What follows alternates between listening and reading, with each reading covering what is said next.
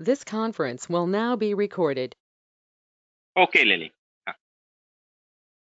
नमस्कार वैद्यगण. आज दिनांक 21 जनवरी 2022. आप सबका वैद्य अनिल पानसे सर स्मृति निमित्त आयोजित आयुर्वेद व्याख्यानमाला में स्वागत है. आज सप्तम पुष्प सर को अर्पित करने जा रहे हैं हम. आज का विषय कृमि निदान चिकित्सा और आज के वक्ता वैद्य उपेंद्र दीक्षित सर गोवा से. सर का बहुत बहुत स्वागत है. सर का अल्प परिचय देना चाहता हूँ. Sir, as a chief consultant at Dikshit Ayurveda Goa, honorary Ayurvedic super specialty consultant at Devaya Diwar Goa, working as Rashtriya Ayurved Guru. Sir, MD Basic Principles of Ayurveda from Jamnagar, PhD Basic Principles of Ayurveda Pune University, MA Sanskrit Timavi Pune.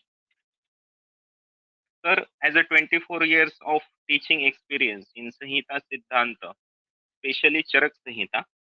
Ex-professor and HOD Department of Basic Principle of Ayurved Gomantak Mahavidyalay and Research Center Shiroda, Goa. Work as a member of Board Studies for Ayurveda at Goa University. Clinical experience of more than 26 years at Fonda, Goa. Received Sandu Ayurved Bhushan, National Level Hari Om Gold Medal. Received Karya Bhushan Award from Timavi, Pune. Received Vaidya Purushottam Shastri Nanal memorial Charaka award by Khadiwale Sansthan. Received Dhanvantari award. Received gamma legend award. Publications और sir के books flux of existence Ayurvedic vision and second science and technology in ancient India. Articles more than 50 scientific articles published in various scientific journals. Lectures delivered total more than 140 guest lectures on Ayurveda. Delivered many public lectures, more than 40, to increase awareness about Ayurveda, including on All India Radio and Doordarshan. ऐसे अष्टपहलु आज के हमारे वक्ता वैद्य Upendra Dixit sir से मैं विनती करता हूं कि वो अपने व्याख्यान की शुरुआत करें. Sir, over to you.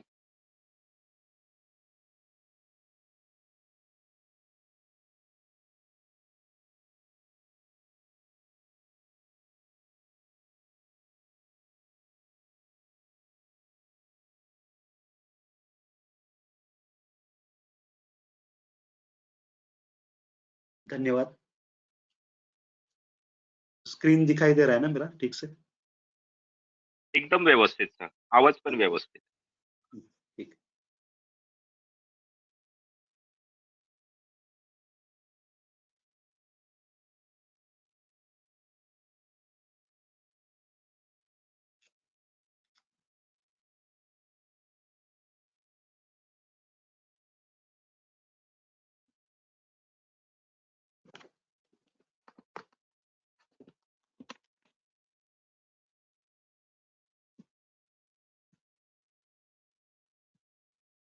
यह व्याख्यान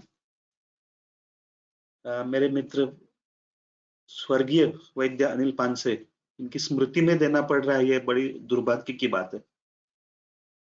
अभी भी ऐसा लगता है कि कोई मुझे जगा दे और कहे कि तुम क्या सपने में बड़बड़ा रहे थे कि स्वर्गीय वैद्य अनिल पानसे, और मैं जाग जाऊं और मुझे पता चले कि नहीं, ये तो सच नहीं था. लेकिन दुर्भाग्यवश ये एक सच है. वैद्य अनिल पानसे मेरे सहाध्यायी मेरी क्लास में, लेकिन अष्टांग आयुर्वेद में पढ़ते थे और मैं तिलक आयुर्वेद महाविद्यालय पुणे में पढ़ता था, बीएमएस में.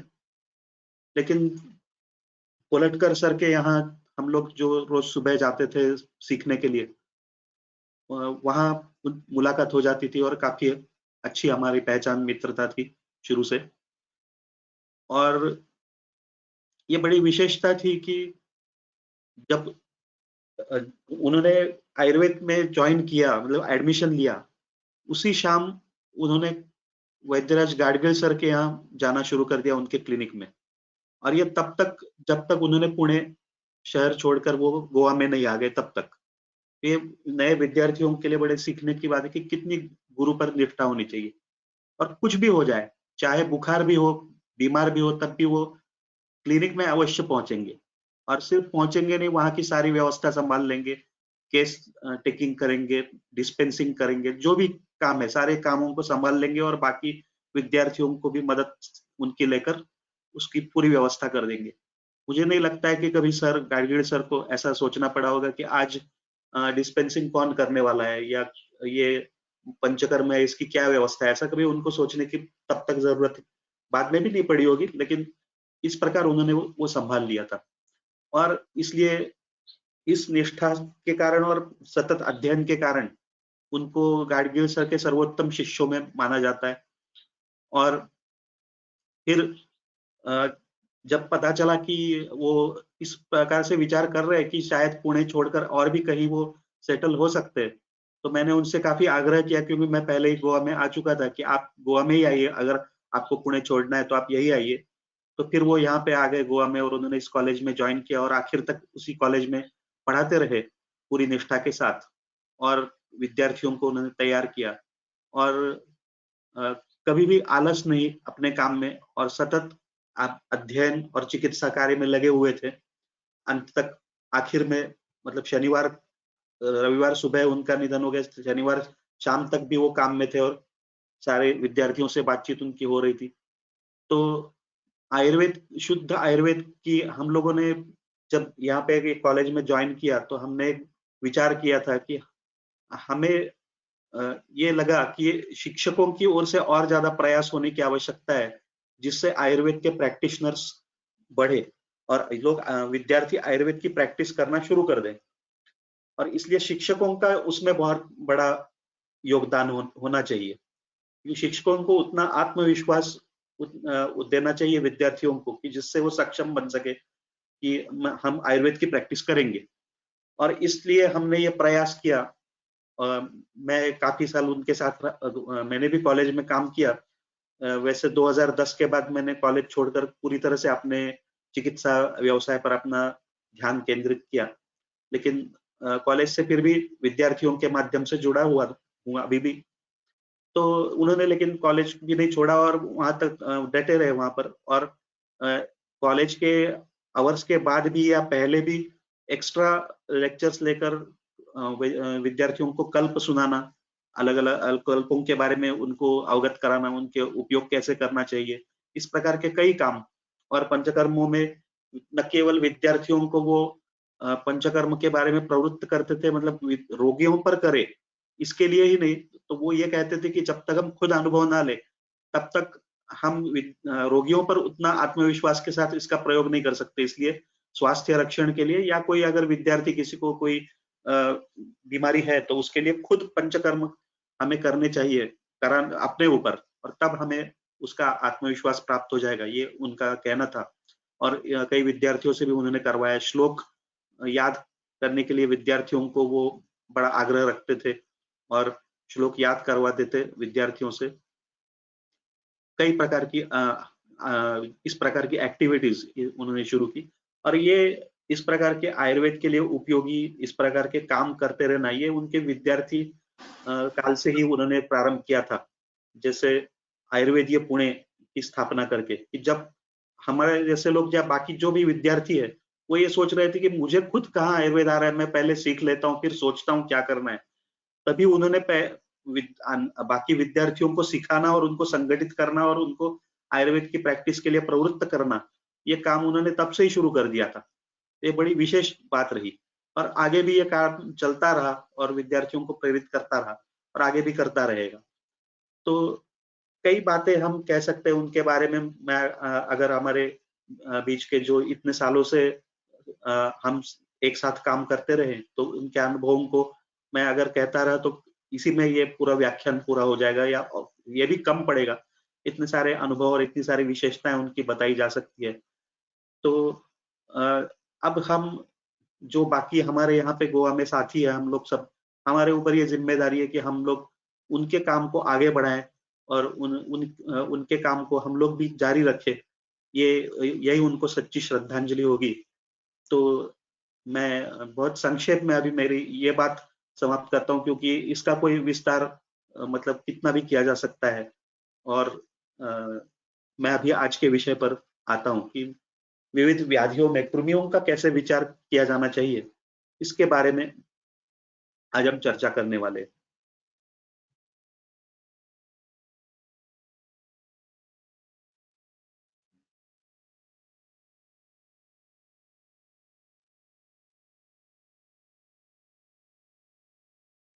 तो कृमि एक ऐसा विषय है कि जो बड़ा महत्वपूर्ण है, लेकिन लगता है कि शायद कई लोग इसको उतनी गंभीरता से नहीं लेते, या ये तो बिल्कुल ही पता चलता है कि मॉडर्न मेडिसिन में भी ये बड़ा महत्वपूर्ण विषय है, लेकिन वो डॉक्टर्स तो इसको बिल्कुल ही गंभीरता से नहीं लेते। मतलब एक डिवर्मिंग कर दिया, हो बात हो गई, कभी कभी जब भी जरूरत हो कर दिया, यहाँ तक कि उनका ये विषय सीमित है। लेकिन वैसे उनके शास्त्र में भी इसके बारे में काफी कुछ कहा गया है, लेकिन इसके बारे में बड़ा इतनी गंभीरता से या इतनी ठीक से तरह से विचार नहीं किया जाता। और आयुर्वेद में भी इसका बड़ा विचार किया गया, लेकिन आयुर्वेद में भी कई बार ऐसा होता है कि लोग इसको इतना ठीक से सोचते नहीं, इसलिए इस विचार को आगे रखने की आवश्यकता जरूरत पड़ती है। कृमि कृमि का जो ये विचार है, ये अथर्ववेद से हमें इसके रेफरेंसेस वेदों से मिलते हैं। इसके रेफरेंसेस तो अलग अलग प्रकार के कृमि और उनके बारे में वर्णन, और कृमियों का विनाश कैसे किया जा सकता है, इसके बारे में अथर्ववेद में भी कृमियों के विषय में सूक्त हैं कहीं। तो अभी हम इसके विस्तार में नहीं जाएंगे। मैंने आज का विषय ऐसा सोचा है कि हम जो व्यावहारिक अनुभव है उसके ऊपर ज्यादा केंद्रित करेंगे। जो ग्रंथोक्त चीजें हैं उनको हम उनका भी व्यावहारिक अनुभवों के आधार पर विचार करेंगे, क्योंकि केवल ग्रंथोक्त विचार जो है ये तो कॉलेज में भी पढ़ाया जाता है या फिर हम खुद पढ़ सकते हैं, लेकिन जो उसके लिए अनुभव प्राप्त हुए उसके बारे में ही ज्यादा चर्चा हम लोग करेंगे।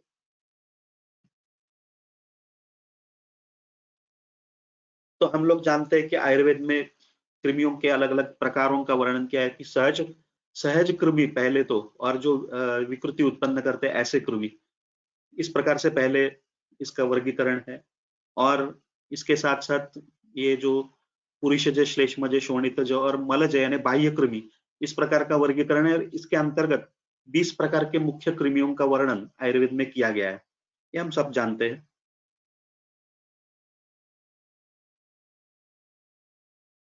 अब ये सारे जो वर्णन है ग्रंथों में, इनका आज भी व्यवहार में बहुत अत्यंत उपयोग है। अब जैसे ये बाह्य मलज कृमि है, तो इनके विषय में ये कहा गया है कि मैं पूरा वर्णन पढ़ूंगा नहीं, या पूरा हर एक शब्दों को नहीं समझाऊंगा, क्योंकि नहीं तो ये चरक संहिता की क्लास हो जाएगी। अब वो भी मुझे आदत है, मैं कई साल चरक संहिता पढ़ा चुका हूँ, लेकिन अभी वो हमारा विषय नहीं है। तो इनका जो प्रभाव बताया गया है, प्रभाव मतलब जो विशेष परिणाम शरीर पर दिखते हैं, वो है कंडू जनन और कोठ पीड़का, इनका अभिनिर्वर्तन। तो कंडू और कोठ पीड़का, इनका उत्पत्ति होना, अब ये हमें जानना चाहिए कि जब हम हिस्ट्री लेते हैं तो पहले हमें ये लिखना चाहिए कि शरीर के कौन से भाग पर, या तो पूरे शरीर पर या शरीर के विशिष्ट भागों पर उत्सेद उत्पन्न हो रहा है अचानक। ये इलेवेशंस, उत्सेद उत्पन्न हो रहे हैं, ये हमें कहना चाहिए। और जब ये उत्पन्न होते हैं तो इसका व्यवच्छेदक निदान कोठ, उत्कोठ, शीत पित्त, उदर्द, इस प्रकार से हो सकता है। तो इनमें फर्क है, वो हमें समझना चाहिए। कोठ ये रक्त दुष्टिजन्य व्याधि है, और जिसमें दिया है कि वराटिका दष्ट संस्थानी, वो मतलब जो इस प्रकार की विषैली वो मक्खी होती है, उसके काटने के बाद वहां जो एक उत्सेद उत्पन्न होता है, तो वो कैसे उत्पन्न होता है, आरक्त वर्ण का, और वहां पे दाह, तोद, कंडू इस प्रकार का उत्पन्न हो जाता है। इसी प्रकार बिना दंश के भी जब उत्पन्न हो जाता है रक्त दुष्टि के कारण, तो वो कोट होता है। और शीत पित्त, शीत मारुत संस्पर्शात, वो ये कहा गया है कि विशेष रूप से वर्षा ऋतु के प्रारंभ में वो हो सकता है। और उत्कोट मतलब जब लगातार कोट की स्थिति बनी रहे, कोट तो आते जाते रहते हैं, लेकिन कोट की स्थिति लगातार बनी रहे तो उत्कोट है। और उदर्द जो है उसको बताया गया है कि वो कफ प्रधान व्याधि है। शीत पित्त ये वात प्रधान, मुख्य रूप से कफ का अनुबंध होता है, लेकिन वात प्रधान है और ये कफ प्रधान उदर व्याधि है। तो उदर, और उसके बारे में कहा गया है कि उदर शैशिरो व्याधि, तो ये शिशिर ऋतु में विशेष रूप से पाया जाता है या वसंत ऋतु के प्रारंभ में, मतलब शिशिर के अंत में ये पाया जाता है। इस प्रकार से हम इसे का व्यवच्छेद कर सकते हैं। तो मैंने जाते जाते एक आपको एक गाइडलाइन बता दी जो बहुत जरूरी है। तो ये इस प्रकार के जो सारे व्याधि है इसमें भी कृमियों का बड़ा संबंध हो सकता है। तो इसमें कृमियों का हम संबंध हमें विचार करना चाहिए, सोचना चाहिए, और इस प्रकार से के पेशेंट्स में हम लोग जब कृमि की चिकित्सा देते हैं तो उसमें जल्दी लाभ हमें प्राप्त होता है।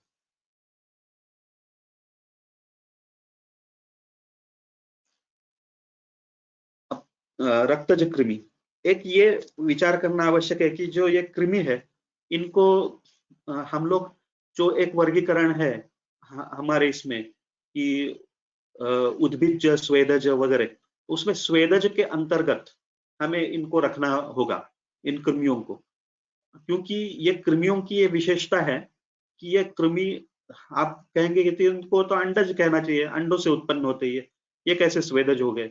और स्वेदज को भी कई विद्यार्थियों को लगता है कि स्वेदज मतलब पसीने से, तो पसीना नहीं, स्वेदज का मतलब ये है कि जहां डैम्पनेस, ह्यूमिडिटी इस प्रकार की ज्यादा होती है वहां पर ये उत्पन्न होते हैं। तो इसलिए जो जहां मैं प्रैक्टिस कर रहा हूँ यहाँ गोवा में, आनुप देश है जहाँ पे ह्यूमिडिटी ज्यादा होती है, तो यहाँ पे इनका प्रमाण और ज्यादा मिल जाता है। लेकिन सब जगह कृमियों का परिणाम मिल जाता है, जंगल देश में भी कृमियों का परिणाम तो मिलता ही है, सब जगह मिलता है, लेकिन यहाँ पे और ज्यादा मिल जाता है। तो ये इस प्रकार के विशिष्ट स्थितियों में इनकी उत्पत्ति हो जाती है, और इसलिए इनको स्वेदज इसलिए कहना चाहिए कि इनके अंडों से भले ही उसकी उत्पत्ति होती हो, लेकिन जब तक इनको एक विशिष्ट प्रकार का वातावरण इनको नहीं मिलता जो अनुकूल हो उनकी वृद्धि के लिए, तब तक इनकी वृद्धि नहीं होती। वो अंडे भी हो तो पड़े रहते हैं, और जब हम इस प्रकार का वातावरण नहीं देते इन कृमियों को, तब ये अंडे, उनसे कृमि उत्पन्न नहीं हो सकते, इन अंडों का भी विनाश हो जाता है। तो इसलिए ये बात बहुत महत्वपूर्ण है, और इसलिए ये आयुर्वेद में आगे आएगा हमारे चर्चा में कि प्रकृति विघात। तो ये प्रकृति मतलब मूल कारण, उसके उत्पत्ति के लिए अनुकूलता देने वाले कारण जो है उनको रोकना, ये कृमि की चिकित्सा में एक बहुत महत्वपूर्ण बात है। सिर्फ कृमियों को मारना ये कृमियों की चिकित्सा का उद्देश्य नहीं है। तो इसलिए ये बात याद रखना जरूरी है। तो इसलिए ये कृमियों की उत्पत्ति में ये बात ध्यान रखना जरूरी है। इसलिए हम लोग जो आयुर्वेद में कृमियों की चिकित्सा करते हैं उसमें हम कृमियों के पीछे हाथ धो के नहीं पड़ते उनको मारने के लिए, बल्कि हम लोग इस प्रकार वो तो करते हैं, मतलब कृमियों का नाश करने के वाले औषधियां देते हैं, उनको बाहर निकालने वाली, लेकिन ये तो मॉडर्न मेडिसिन भी करता है। लेकिन हम लोग की विशेषता ये है कि हम लोग उनको बार बार उत्पन्न होने से रोकते हैं, प्रकृति विघात करते हैं, ये हमारी विशेषता है। अब ये रक्तज कृमियों का जो वर्णन है इसमें कहा गया है कि, और इसमें ये बात कही गई कि एक सूक्ष्मत्वाच्च एके भवन्ति अदृश्य, इसलिए स्थूल रूप से भी कृमि होते हैं और बहुत अति सूक्ष्म होते हैं कि जो माइक्रोस्कोपिक होते हैं, इसलिए दिखते नहीं है, इस ऐसे भी कृमि होते हैं, ये बात यहाँ कही गई है। तो इस प्रकार के कृमि ये होते हैं, और इनका प्रभाव ये बताया गया है, प्रभाव मतलब विशेष परिणाम ये बताया गया है कि केश, श्मश्रु, नख, लोम, पक्ष्म, अपध्वंस। तो केश, श्मश्रु, इनके इसमें भी है, केश, श्मश्रु, नख, लोम, इनके ऊपर परिणाम। तो ये बाह्य कृमि में भी इस प्रकार का परिणाम हो सकता है, और रक्तज कृमियों में भी इस प्रकार का परिणाम हो सकता है। तो नखों की विकृति जहाँ पे उत्पन्न होती है, या श्मश्रु, केश, विशेष रूप से इंद्रलुप्त जहाँ होता है उसमें कई बार कृमियों का संबंध होता है, और जब तक हम कृमियों की चिकित्सा नहीं करते वो इंद्रलुप्त ठीक नहीं होता। इस प्रकार के इंद्रलुप्त की हम लोग अगर ठीक से चिकित्सा करते हैं तो 1 हफ्ते के अंदर उसमें बाल उगना शुरू हो जाते हैं। मतलब बिना ऐसे बहुत सारे उपाय हैं उसमें, मतलब प्रच्छान वगैरह करके भी लोग करते हैं, लेकिन बहुत सरल से उपाय जिसमें कोई स्किन को इरिटेशन भी नहीं होता, ऐसे बहुत सरल उपायों से 1 हफ्ते के अंदर बाल उगना शुरू हो जाते हैं। ये अनुभव है, ज्यादा मतलब 90 या 95% पेशेंट में। ऐसे बहुत कम पेशेंट होते हैं कि जिनमें और इससे आगे सूक्ष्मता से विचार करना पड़ता है और आगे की चिकित्सा करनी पड़ती है। ज्यादातर लोगों में बहुत सरलता से ये बात शुरू हो जाती है। तो इसके लिए जो विचार करने पड़ते हैं उसमें से एक ये है कि मतलब वहां पे उस विशिष्ट विभाग में बालों को पोषण मिलना अवरुद्ध हो जाता है, बंद हो जाता है, अवरोध होता है, उत्पन्न होता है। तो इसके लिए क्या कारण है? तो उसमें एक कारण ये होता है कि कृमियों का परिणाम भी इस प्रकार से इसके लिए कारणभूत होता है। और इसलिए ऐसे भी इंद्रलिप्त की जहाँ बहुत बड़े-बड़े एक एरियाज जो सिर के ऊपर, उनमें पूरे बाल झड़ गए अचानक, ऐसे वो सभी बहुत थोड़े ही समय में वो सारे बाल फिर से वापस आ जाते हैं। तो इसके लिए कृमियों का एक विचार करना बहुत आवश्यक होता है। इसी प्रकार से बाल झड़ना, अब ये तो हो गई इंद्रलिप्त की बात, लेकिन अप्रत्यक्ष रूप से क्या होता है कि जो पचन शोषण उसकी प्रक्रिया है उसको ये कृमि प्रभावित करते हैं। और इसलिए जो शोषण होकर जो कृमियों जो बालों को सही पोषण मिलना चाहिए था वो पोषण उत्पन्न नहीं होता, उसका शोषण नहीं होता, या तो वो रुद्ध हो जाता है कृमियों के कारण और वो पहुंचता नहीं बालों तक, और इसलिए बाल झड़ना शुरू हो जाते हैं या बाद में फिर खालित्य उत्पन्न हो जाता है। इस प्रकार की स्थिति बन जाती है। लेकिन इसके साथ साथ ये तो अप्रत्यक्ष रूप से परिणाम हो गए, लेकिन प्रत्यक्ष रूप से कृमि बालों का नाश करते हैं, ऐसा इसमें कहा गया है अपभ्रंश। डायरेक्टली ऐसा होता है और ऐसा व्यवहार में ऐसा मिलता है। अब ये कृमियों के बारे में कई ऐसे अनुभव है कि मैं तो ये सोचता हूँ कि नए विद्यार्थियों को ये कहना पड़ेगा कि पहले पुरानी एक टीवी पर एक सीरियल आती थी कि मानो या ना मानो।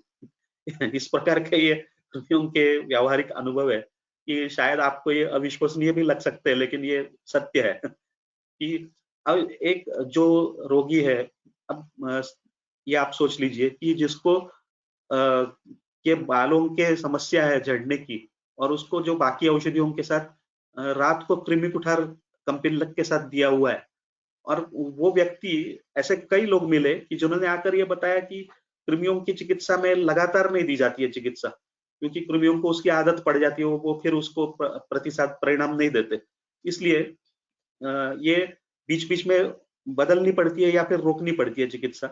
तो इस प्रकार से देते हैं कि 7 दिन लगातार देने के बाद बीच में 1-1 दिन छोड़कर वो कृमि कुठार देते हैं या 2-2 दिन छोड़कर देते हैं। ऐसा कुछ करना पड़ता है। उसके बारे में आगे मैं कहूँगा विस्तार से।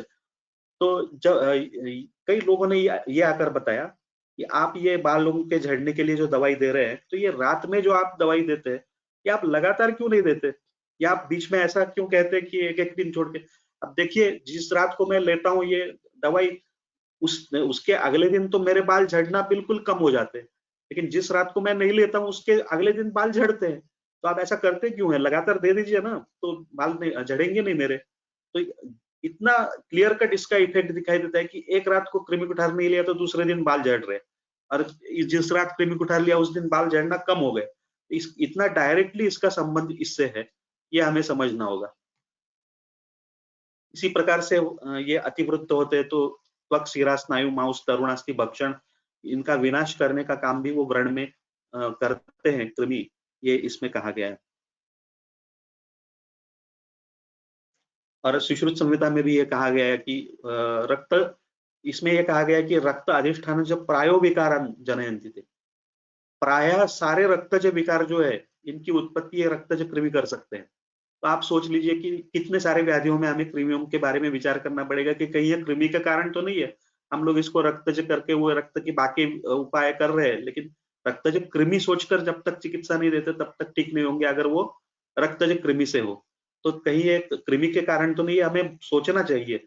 और इसका हम लोग अगर सोच समझकर विचार करेंगे तो उपयोग करेंगे तो बड़े अच्छे परिणाम मिलते हैं। तो इसलिए रक्त अधिष्ठान जो व्याधि है, कुष्ठ, विसर्प, पीड़का, इन सब में कृमियों का विचार करना चाहिए, सुश्रुत संहिता में विशेष रूप से कहा गया है।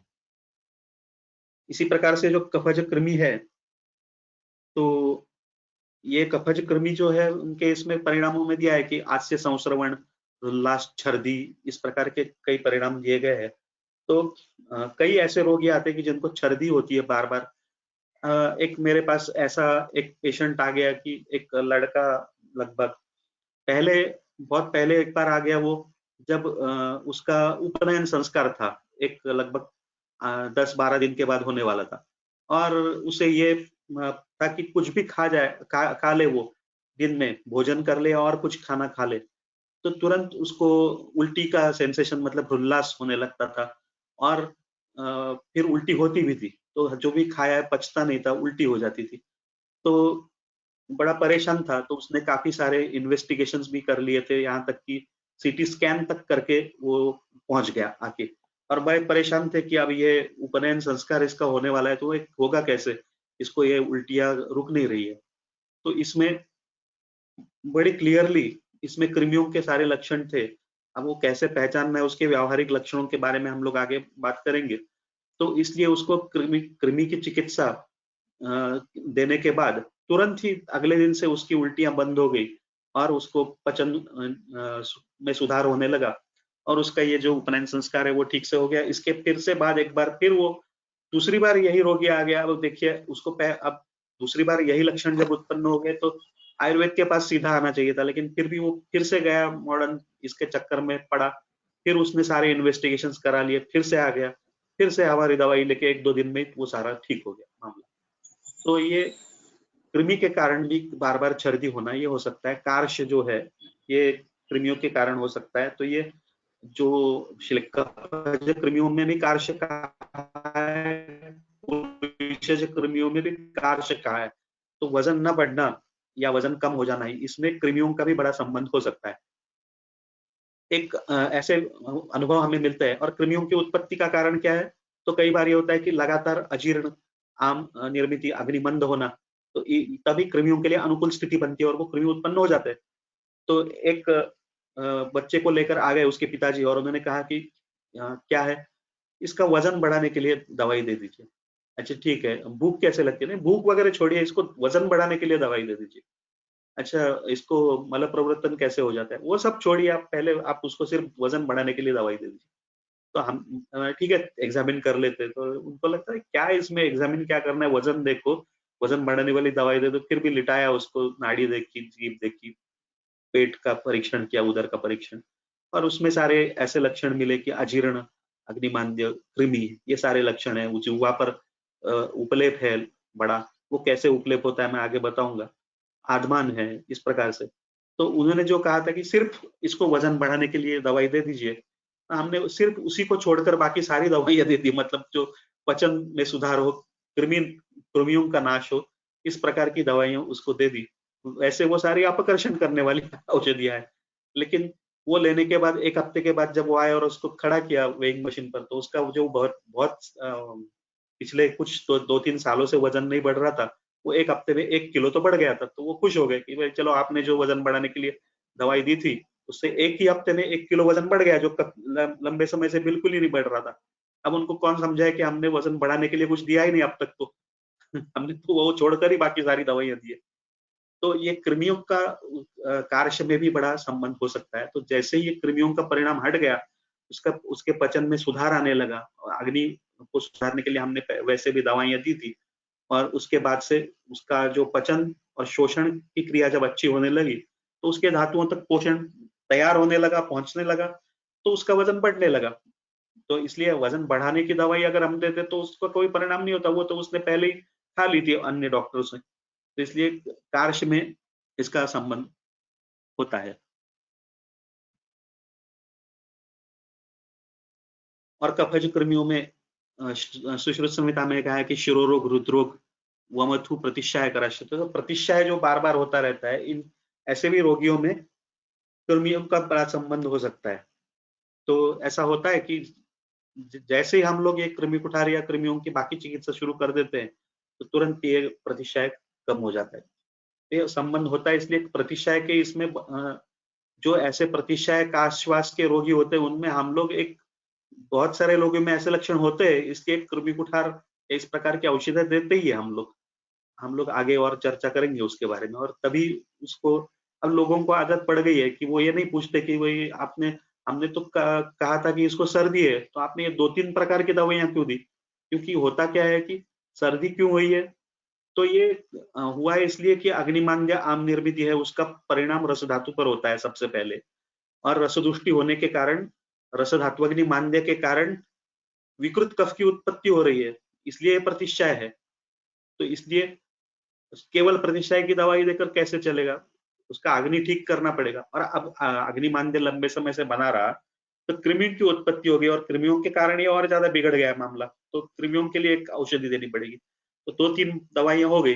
लेकिन अब रोगियों की भी वो आदत पड़ गई, वो कोई पूछता नहीं कि भाई आपने, मैंने तो सिर्फ कहा सर्दी है तो आपने 3 दवाइयाँ क्यों दी? पूछते नहीं, बोले ये कुछ जानते होंगे। क्योंकि उसके बाद में जब उनको परिणाम मिलता है, तो उनको पता चलता है कि वो अरे! इतनी जल्दी से मेरा ठीक हो गया।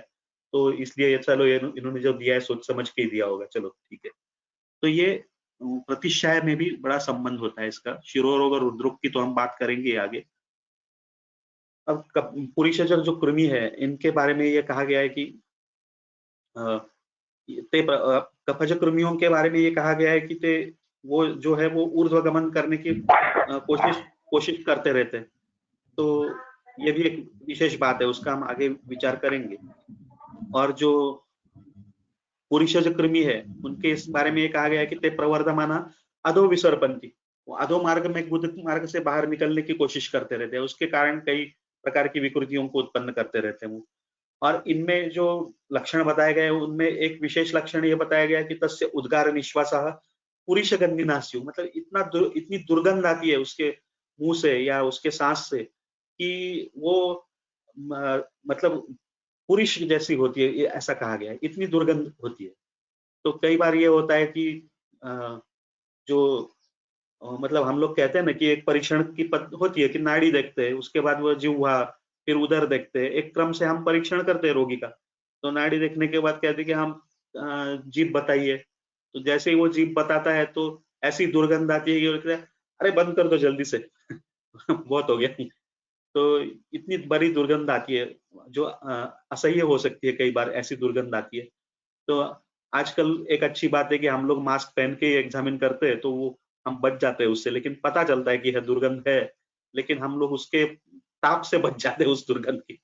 तो ये इस प्रकार के रोगी मिलते हैं, तो इनमें आप भले ही वो एडवर्टाइज करें कि वही मुंह की वो बदबू को रोके, ये वो अरे जब तक ये कृमि की चिकित्सा नहीं दोगे तो कैसे वो बदबू कम होगी, या पचन जब तक सुधारोगे नहीं, तो सिर्फ माउथ माउथ फ्रेशनर से क्या होने वाला है, वो तो दबाने वाली बात हो गई उस दुर्गंध को।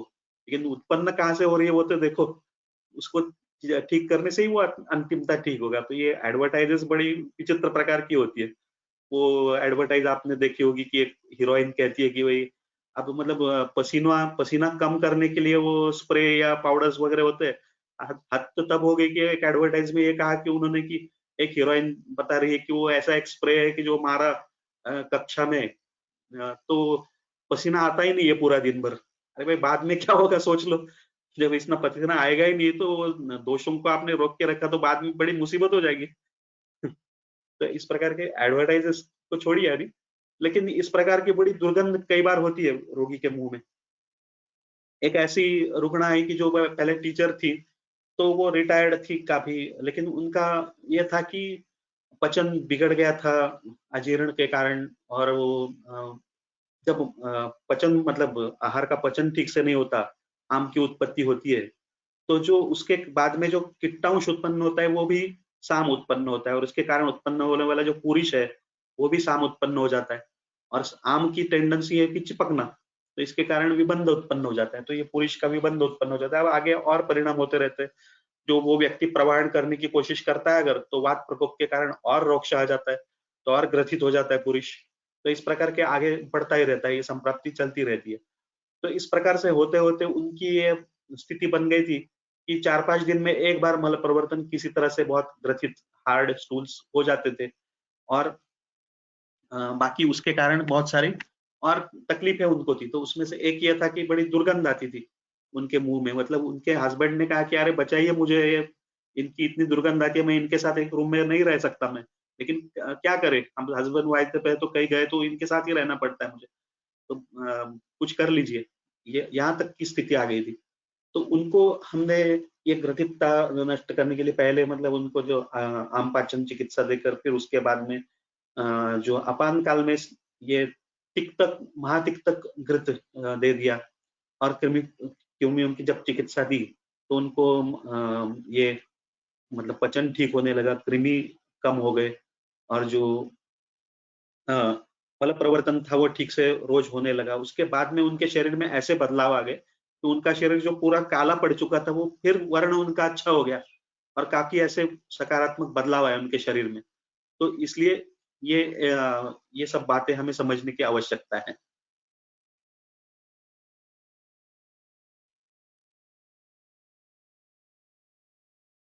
पुरुषज कृमियों में ये बताया गया है उसके प्रभाव में कि पुरुष भेद कार्श पारुष्य लोमहर्ष अभिवर्तनम च। तो पुरुष भेद ये कहा गया है, उसका अर्थ ये बताया गया है, पुरुष भेद का अर्थ ये है कि या भिन्न मतलब ऐसा होता है। तो उसका अर्थ ये होता है कि एक साथ मल प्रवर्तन नहीं होता, बार बार थोड़ा थोड़ा मल प्रवर्तन होता रहता है, या तो ये इसका अर्थ होता है। इस प्रकार से टीकाओं में या जो अनुभवी वैद्य उन्होंने जो दो अर्थ इसके लिए, एक तो ये अर्थ होता है और दूसरा ये होता है कि पूरी तरह से जो मतलब वेल फॉर्म्ड, इस प्रकार से पूरी तरह से संहत पुरुष जो होना चाहिए वो नहीं होता है, तो ये असंहत पुरुष होता है। इसको द्रवमल नहीं कह सकते। अभी द्रवमल और असंहत मल में फर्क समझिए आप। हर बार जब रोगी बोलता है कि मुझे पतला होता है, टॉयलेट होता है, तो वो हम उसको पूछना चाहिए कि पतला मतलब कितना पतला, सेमी सॉलिड होता है कई बार वो, तो असंहत होता है। तो ये असंहत मल प्रवर्तन ऐसा होता है, तो वो भी पुरुष भेद है। तो ये दोनों बातें हो सकती है इसमें। तो कई ऐसे रोगी होते हैं कि जिनको दिन में कई बार जाना पड़ता है मल प्रवर्तन के लिए, और उसके विशेष रूप से खाने के बाद जाना पड़ता है या खाने के बीच में उठकर जाना पड़ता है। इनमें गृहिणी की दृष्टि या अन्य कारण भी हो सकते हैं, लेकिन इनमें एक कारण महत्वपूर्ण कृमि भी हो सकता है। अब ये मैं सारे जो आपको बता रहा हूँ कि कृमियों के केसेस, तो इसमें ऐसे लक्षण नहीं है तो सब में कृमि के कारण ही सिर्फ सब होगा ऐसा नहीं, उसमें दूसरा भी है। तो इसलिए ये कोई व्याप्ति नहीं है कि इस ऐसा है तो ऐसा अवश्य होगा, और त्रिकाल बाधित व्याप्ति ऐसा नहीं है, ये युक्ति है। इसमें बहुकारण योग है। तो अनेक चीजों को साथ में रखकर हम जब सोचते हैं तब हमें इस निर्णय पर पहुंचते हैं कि भाई ये कृमि के कारण है। ये दूसरे कारण भी हो सकते हैं, लेकिन उसमें दूसरा लक्षण समुच्चय हमें प्राप्त हो जाता है। ये आपको ध्यान में रखना जरूरी है। तो पुरुष भेद इस प्रकार से जब पेशेंट होते हैं, उनमें भी कृमियों के बारे में हमें विचार करना आवश्यक होता है, और जैसे ही कृमियों की चिकित्सा शुरू करते हैं, इसमें तुरंत सुधार आना शुरू हो जाता है। ये सुश्रुत संहिता में ऐसे लक्षण दिए हुए पुरुष से कृमियों के कारण क्या व्याधि उत्पन्न होते हैं उसमें। तो शूल अग्निवान्य पांडुत्व, इसकी चर्चा हम आगे करेंगे। विष्टम्भ फल संक्षय, प्रसेक अरुचि, रुद्रोग, विड भेद यहाँ कहा गया है, तो ये पुरुषज। तो ये लक्षण है संहिता। तो संहिताओं में कुछ ऐसे विकार है कि जिसमें विशिष्ट रूप से कृमि कारण उसका महत्वपूर्ण कारण बताया है। तो उसमें दो प्रधान रूप से जो है वो कृमिज रुद्रोग, इस प्रकार से रुद्रोग का एक प्रकार बताया गया है, और कृमिज शिरोरोग, इस प्रकार से शिरोरोग का एक प्रकार बताया गया है। और आपने ये शायद आयुर्वेद इतिहास में कहानी पढ़ी होगी कि वो जीवक जो एक श्रेष्ठ चिकित्सक थे, तो उन्होंने एक ऑपरेट करके सिर से उसके दो कृमि निकाले उस व्यक्ति के, और इसके कारण उसके जो सिर दर्द था उस व्यक्ति का वो बंद हो गया। और आपको इस पर अविश्वास लगा होगा कि ये क्या, मतलब कुछ भी लिख रखा है। अब जब उन्होंने ऐसे कल्पना करके लिख दिया होगा, ऐसे सिर में कोई कृमि हो सकते हैं क्या ऐसा, और उनको ऑपरेट करके निकालने के बाद वो सिर दर्द बंद हो जाए, कैसे लिखा है। अब जैसे पुराने ग्रंथों में लिखा है, चलो छोड़ दो, ऐसा आपने सोचा होगा, लेकिन ऐसा नहीं है। ये कृमि के बारे में आप लोग मॉडर्न जो मेडिसिन है, मतलब आपको ऐसा लगता है कि ये एक्सपेरिमेंटली या इस प्रकार से प्रूव होना चाहिए, तो आप मॉडर्न मेडिसिन जो है उसमें बॉयड्स पैथोलॉजी आप एक बार निकाल लीजिए, और उसमें ये दुनिया भर में प्रसिद्ध ग्रंथ है उसका। तो बॉयड्स पैथोलॉजी के में इसमें कृमियों के विषय में 3 चैप्टर्स दिए हुए। मैं अभी अध्याय कहने वाला था, आदत पड़ी हमें। 3 चैप्टर्स दिए हुए, तो वो उन 3 चैप्टर्स में अलग अलग प्रकार के कृमि, उनका लाइफ साइकिल क्या होता है, वो कहाँ से शरीर में प्रवेश करते हैं, कहाँ पे वो रहते हैं, तो ये दिया हुआ है। उसके साथ साथ वो कहाँ कहाँ संचार करते हैं, कहाँ कहाँ पहुंचते हैं। तो उसमें ऐसे कृमियों के बारे में इस प्रकार से वर्णन दिया हुआ है कि आप मतलब आश्चर्य से दंग रह जाएंगे कि ये एक्सपेरिमेंटली सारी प्रूव्ड बातें हैं, जो आज मॉडर्न मेडिसिन के बुक में भी लिखी जा चुकी हैं, केवल आयुर्वेद में नहीं। तो ये ऐसा है कि कृमि के कारण कौन सी व्याधि उत्पन्न हो सकते हैं, तो एक बड़ी लंबी लिस्ट है, आप वो निकाल के देख लीजिए एक बार। तो उसमें ये है कि जो ब्रेन के डिसऑर्डर्स है वो कृमि से, अब यहाँ मैं कृमि वर्म के अर्थ में बोल रहा हूँ, मैं कृमि बैक्टीरिया वायरस के अर्थ में नहीं बोल रहा हूँ मैं। वर्म्स वर्म्स ये ब्रेन के डिसऑर्डर्स उत्पन्न कर सकते हैं, क्रेनियल नर्व्स के डिसऑर्डर्स उत्पन्न कर सकते हैं, पेरिफेरल नर्व्स के डिसऑर्डर्स उत्पन्न कर सकते हैं, लंग के डिसऑर्डर्स उत्पन्न कर सकते हैं। ये तो कहा गया है कि जो विशिष्ट कृमि है वो इंटेस्टाइन्स में उनकी उत्पत्ति होती है, उसके बाद में वो उनके जो लार्वा है वो लंग्स में पहुंच जाते हैं और वहां पे वो बड़े होते हैं, और उसके बाद में फिर से वो इंटेस्टाइन में वापस आ जाते हैं। तो वो उनके कारण कास श्वास ये व्याधि उत्पन्न हो जाते हैं, ऐसा है। और जो इओसिनोफिलिया ये कहा जाता है आजकल, तो इओसिनोफिलिया में ये मॉडर्न मेडिसिन में कहा गया है कि बहुत सारे पेशेंट्स में वर्म्स ये उसका कारण होता है, इओसिनोफिलिया का, ऐसा उन्होंने कहा है। लेकिन उनके डॉक्टर्स भी सोचते नहीं इस प्रकार से, पता नहीं उनके इसमें लिखा हुआ है, फिर भी वो लोग नहीं देखते। फिर वो हमारे पास आते हैं, हम लोग देते हैं कृमि की चिकित्सा और तुरंत ही वो खांसी रुक जाती है। जो इओसिनोफिलिया करके रिपोर्ट्स लेकर आ जाते हैं, बाद में उनके रिपोर्ट्स नॉर्मल आ जाते हैं। तो वो ये कृमि उसके पीछे कारण होता है। तो लंग्स के डिसऑर्डर्स, हार्ट के डिसऑर्डर्स, हाँ, हृदरोग होता है बिल्कुल वर्म्स से, और ऐसा आधुनिक विज्ञान भी कहता है, मॉडर्न पैथोलॉजी कहती है, ठीक है। इंटेस्टाइन से तो होते ही है। Muscular disorders, muscular dystrophy worms से होती है, ये लिखा हुआ है। इस प्रकार से कई प्रकार की व्याधि, एक बड़ी लंबी लिस्ट है, ऐसा ये सारे होते हैं, ऐसा मॉडर्न मेडिसिन में भी लिखा हुआ है। तो अभी कम से कम हम अगर मॉडर्न मेडिसिन पे ही विश्वास रखते हैं तो कम से कम आप तो मान जाइए कि ये जो कहानी है ये सच हो सकती है। तो कृमिज शिरोरोग हो सकता है, कृमिज हृदरोग हो सकता है। व्यवहार में ऐसे पेशेंट हमारे पास भी आते हैं, लेकिन हम उस दृष्टि से अगर देखें उनको तो हमें पता चल सकता है। मेरे पास एक रोगी आया जिसका मॉडर्न डायग्नोसिस, जस्ट डायग्नोसिस करके ही वो सीधा हमारे पास आए थे बिना ट्रीटमेंट लिए। उसका डायग्नोसिस ये था कि प्लाज्मा साइटोमा और मल्टीपल माइलोमा, वो नाक के पीछे दो जगह पे प्लाज्मा साइटोमा था। मतलब बहुत ध्यान से देखने के बाद नाक के पीछे कहीं ना कहीं कुछ एक लाल रंग की कोई ग्रोथ है ऐसा दिखाई भी देता था। तो उसके नाक में टॉर्च डाल के जब हम देखते थे तो वो बहुत, मतलब उसका एक दुर्गंधित स्राव निकलते थे नाक से, पिच्छिल दुष्ट स्राव निकलते थे, प्रतिशय था। और इसके साथ साथ ऐसा था कि नाक में अगर टॉर्च डाल के हम लोग देखने की कोशिश करें और उसी समय गलती से हमने अगर सांस ले ली तो अगले कम से कम 2 घंटे से आपके दिमाग से वो दुर्गंध नहीं जाएगी। इतनी भयानक दुर्गंध उसके सांस से आ रही थी। तो वो सांस रोककर उसका नाक देखना है और उनको बोलना है कि तुरंत अभी आप जाइए केबिन के बाहर बैठिए, मैं दवाई लिखकर भेजता हूँ। फिर थोड़ी देर फैन वगैरह चलाना है अच्छी तरह से, फिर थोड़ी अच्छे से सांस लेना है और फिर उसका प्रिस्क्रिप्शन लिखना है। इतनी दुर्गंध उसके नाक से आ रही थी।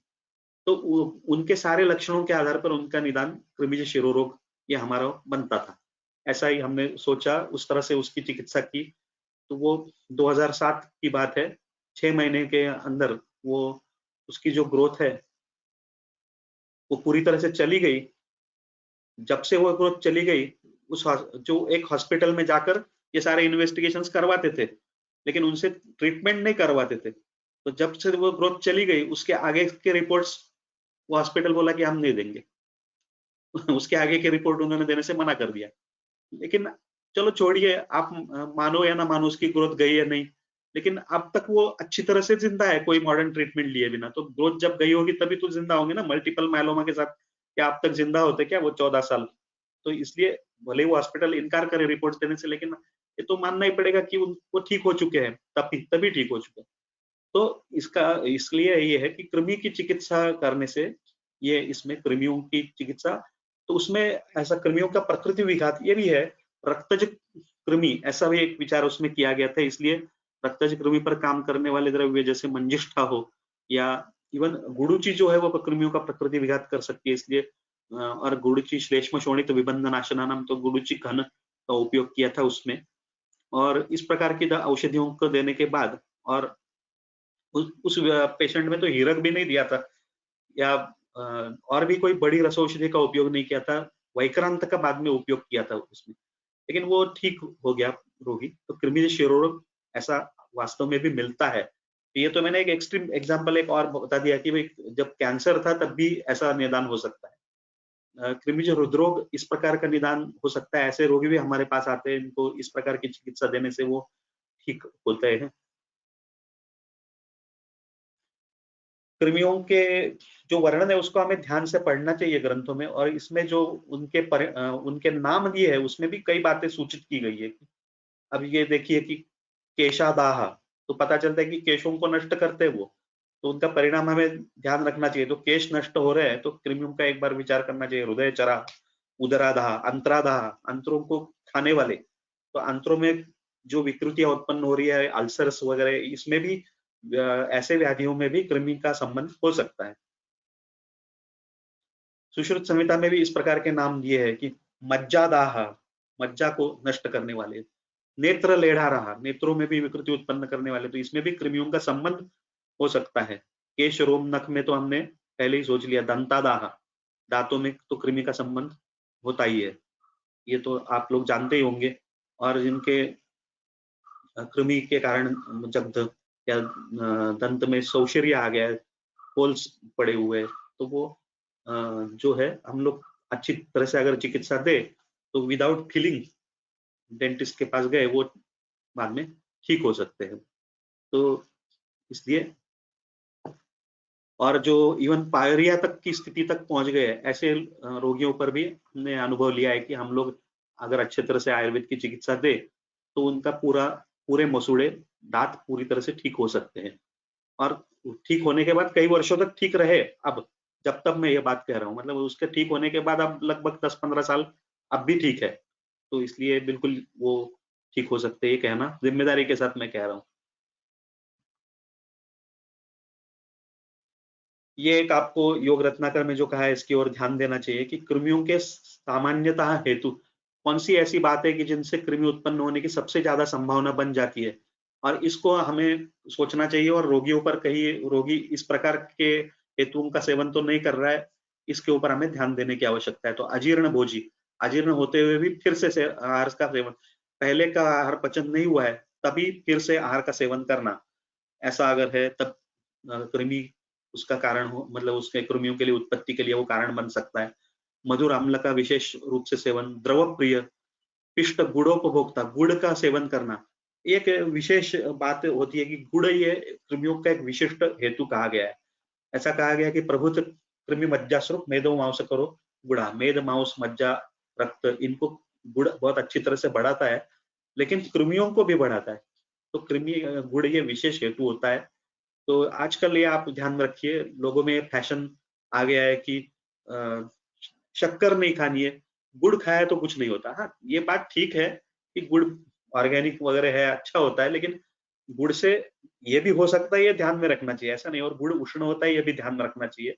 इन बातों को ध्यान में रखते हुए गुड़ खाए तो ठीक है, तो वेरी गुड नहीं तो फिर it's not so much good तो इसलिए गुड़ से ऐसा भी हो सकता है, कृमि उत्पत्ति भी हो सकती है।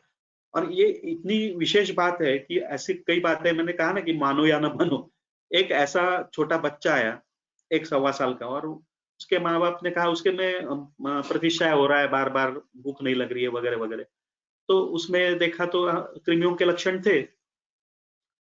तो उसके माँ बाप ने एक विशेष बात बताई कि बोले आजकल ये गुड़ का जो डिब्बा है उसकी ओर हाथ दिखाकर कहता है कि मुझे ये चाहिए। तो मैंने कहा कि उसको पहले आप, मतलब आपको घर में आप गुड़ का कितना इस्तेमाल करते हैं, मतलब इसने कितने प्रमाण में पहले गुड़ खाया था, उसको मतलब बहुत पसंद आता है क्या गुड़? तो मैंने कहा नहीं नहीं, हमने इसको तो गुड़ बचपन से अब तक, मतलब जन्म से अब तक दिया ही नहीं है गुड़, इसने तो कभी खाया ही नहीं, लेकिन आजकल ही वो उसको मांगने लगा है, पता नहीं क्यों मांग रहा है।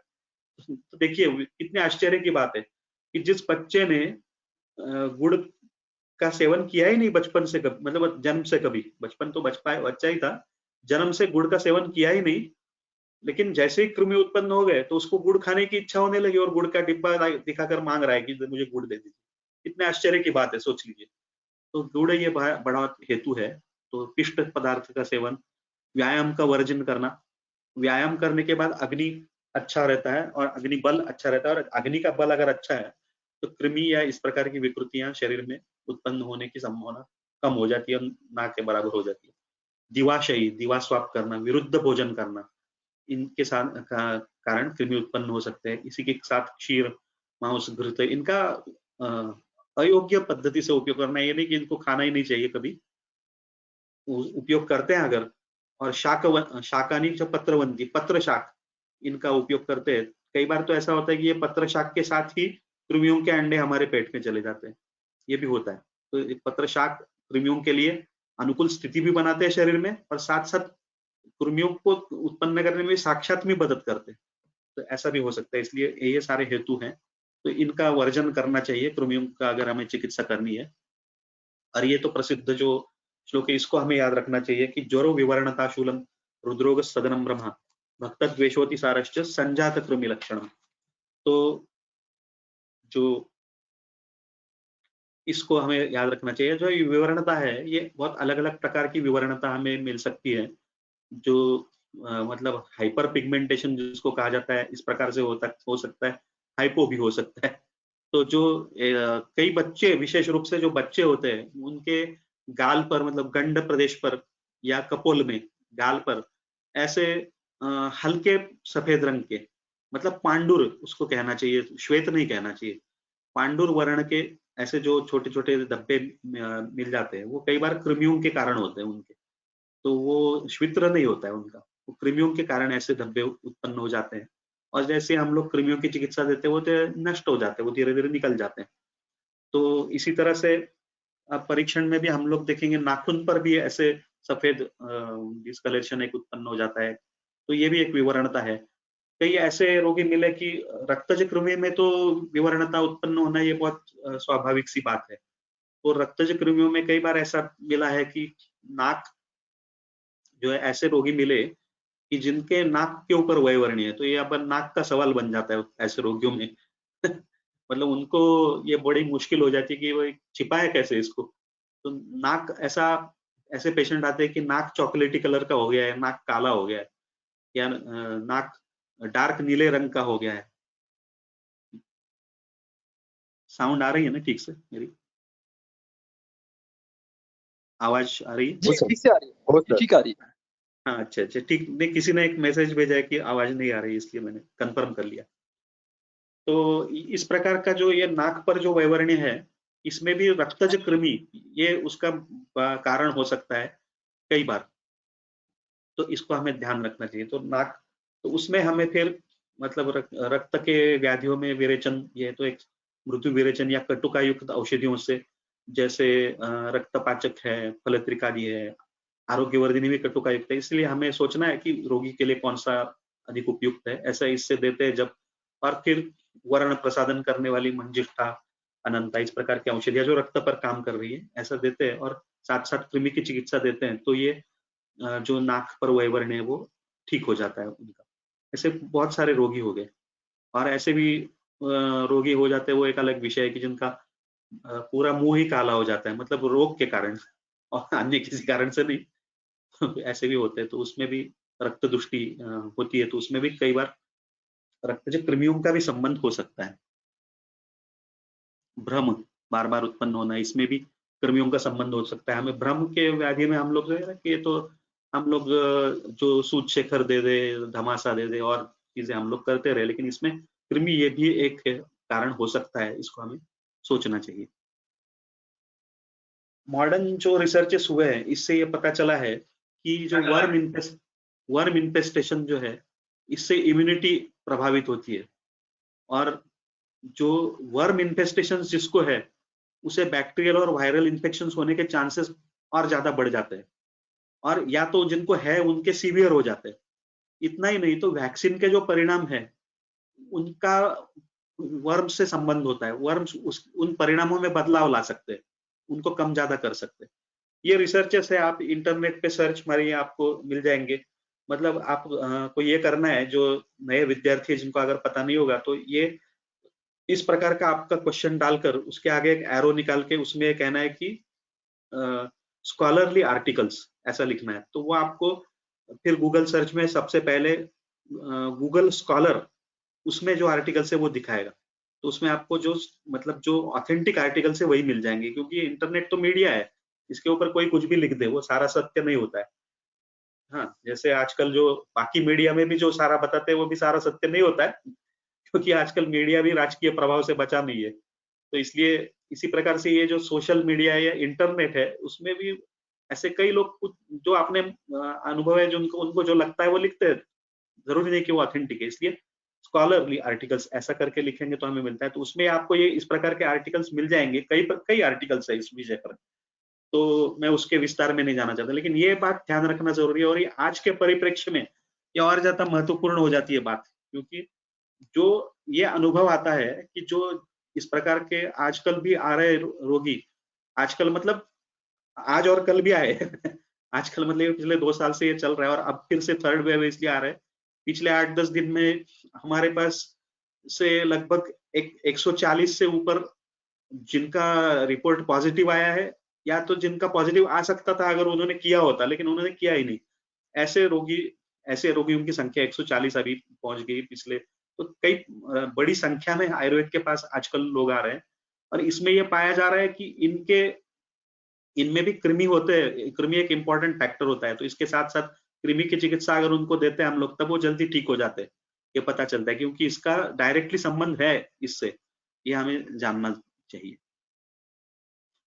कृमियों के विषय में अब जब ये बात चली है इंटरनेट पे, तो इंटरनेट पे हमें साइंटिफिक कई अच्छे आर्टिकल्स हमें मिलते हैं, उसमें से कुछ आर्टिकल्स को मैंने यहाँ कोट किया है कि जो मुझे लगा कि थोड़ा ज्यादा अच्छे आर्टिकल्स थे, और ये भी कई लोगों के मन में ये मतलब उत्सुकता होगी कि जो हमारे ग्रंथों में कृमियों का वर्णन जो मिलता है, तो ये वर्णन और आज के जो कृमियों का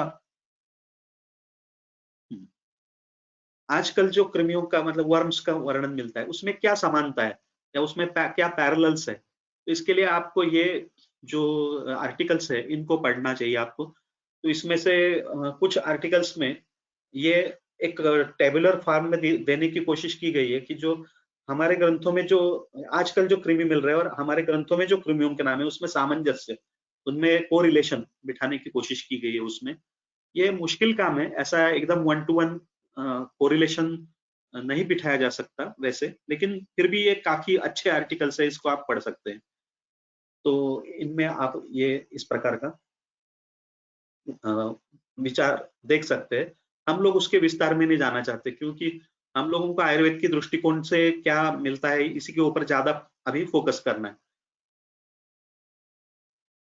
अब कृमियों की जो चिकित्सा है उसकी हम लोग अगर बात करते हैं, तो हम लोग जानते हैं कि कृमियों की चिकित्सा, अब कृमियों का जो विचार आ गया वो व्याधित रूपीय विमान में किया गया। व्याधित रूपीय विमान में पहले ये कहा गया कि जो गुरु व्याधित और लघु व्याधित इसकी बात की गई, और वो क्यों कही गई कि जो प्रेजेंटेशन है पेशेंट का, ऐसा जरूरी नहीं कि वही वास्तविकता हो, तो जो अपीयरेंसेस वर्सेस रियलिटी, ये जो बात है, तो जो प्रेजेंटेशन है पेशेंट का वैसा ही नहीं होता कई बार, क्योंकि क्या होता है कि कई बार लघु व्याधित मतलब जिसको बहुत छोटा सा व्याधि है, लेकिन उसका हीन सत्व होने के कारण वो उसको बढ़ा चढ़ाकर पेश करता है हमारे सामने, और हमें जरूरी होता है कि हम उसको सही रूप में समझे। हम लोग अगर ये समझे कि हाँ ये कह रहा है तो ये बहुत बड़ी व्याधि है, इसलिए हमने उसको बहुत बलवान औषधियां देना शुरू कर दिया, लेकिन वो टॉलरेट नहीं हुई, उसकी तकलीफ हो गई उसको, या और जो उसके एडवर्स इफेक्ट्स हो गए। हाँ, एडवर्स इफेक्ट्स की बात हमारे ग्रंथों में भी की गई है, और इसके ऊपर कोलेटकर सर जी ने एक बहुत अच्छा आर्टिकल भी लिखा हुआ था। तो इस तरह से हो सकता है, या फिर जो गुरु व्याधित है लेकिन जिसका सत्व बल मनोबल अच्छा है, और इसलिए प्रवर सत्व होने के कारण वो कहता है कि नहीं नहीं ठीक है, मैं ठीक हूँ, ज्यादा कोई तकलीफ नहीं है, बस एक छोटा सा कैंसर है, बाकी ये सब है, बोले बाकी वैसे मैं ठीक हूँ इस प्रकार के भी रोगी हमें मिल जाते हैं। तो वो इस प्रकार से उसको बहुत ये बहुत सरल है, छोटा सा ऐसा करके पेश कर रहे हैं हमारे सामने, लेकिन हमें समझना चाहिए कि कितनी गंभीरता है वास्तविकता इस व्याधि की, तो हमें समझना है, इसलिए ये विषय रखा गया, और उसी अध्याय में ये कृमियों का विषय भी रखा गया है। तो ये कृमियों का प्रेजेंटेशन भी समझने के लिए वैद्यों को चतुरता होनी चाहिए वैद्यों के पास, और वैद्यों को बहुत ठीक से ढंग से देखना चाहिए।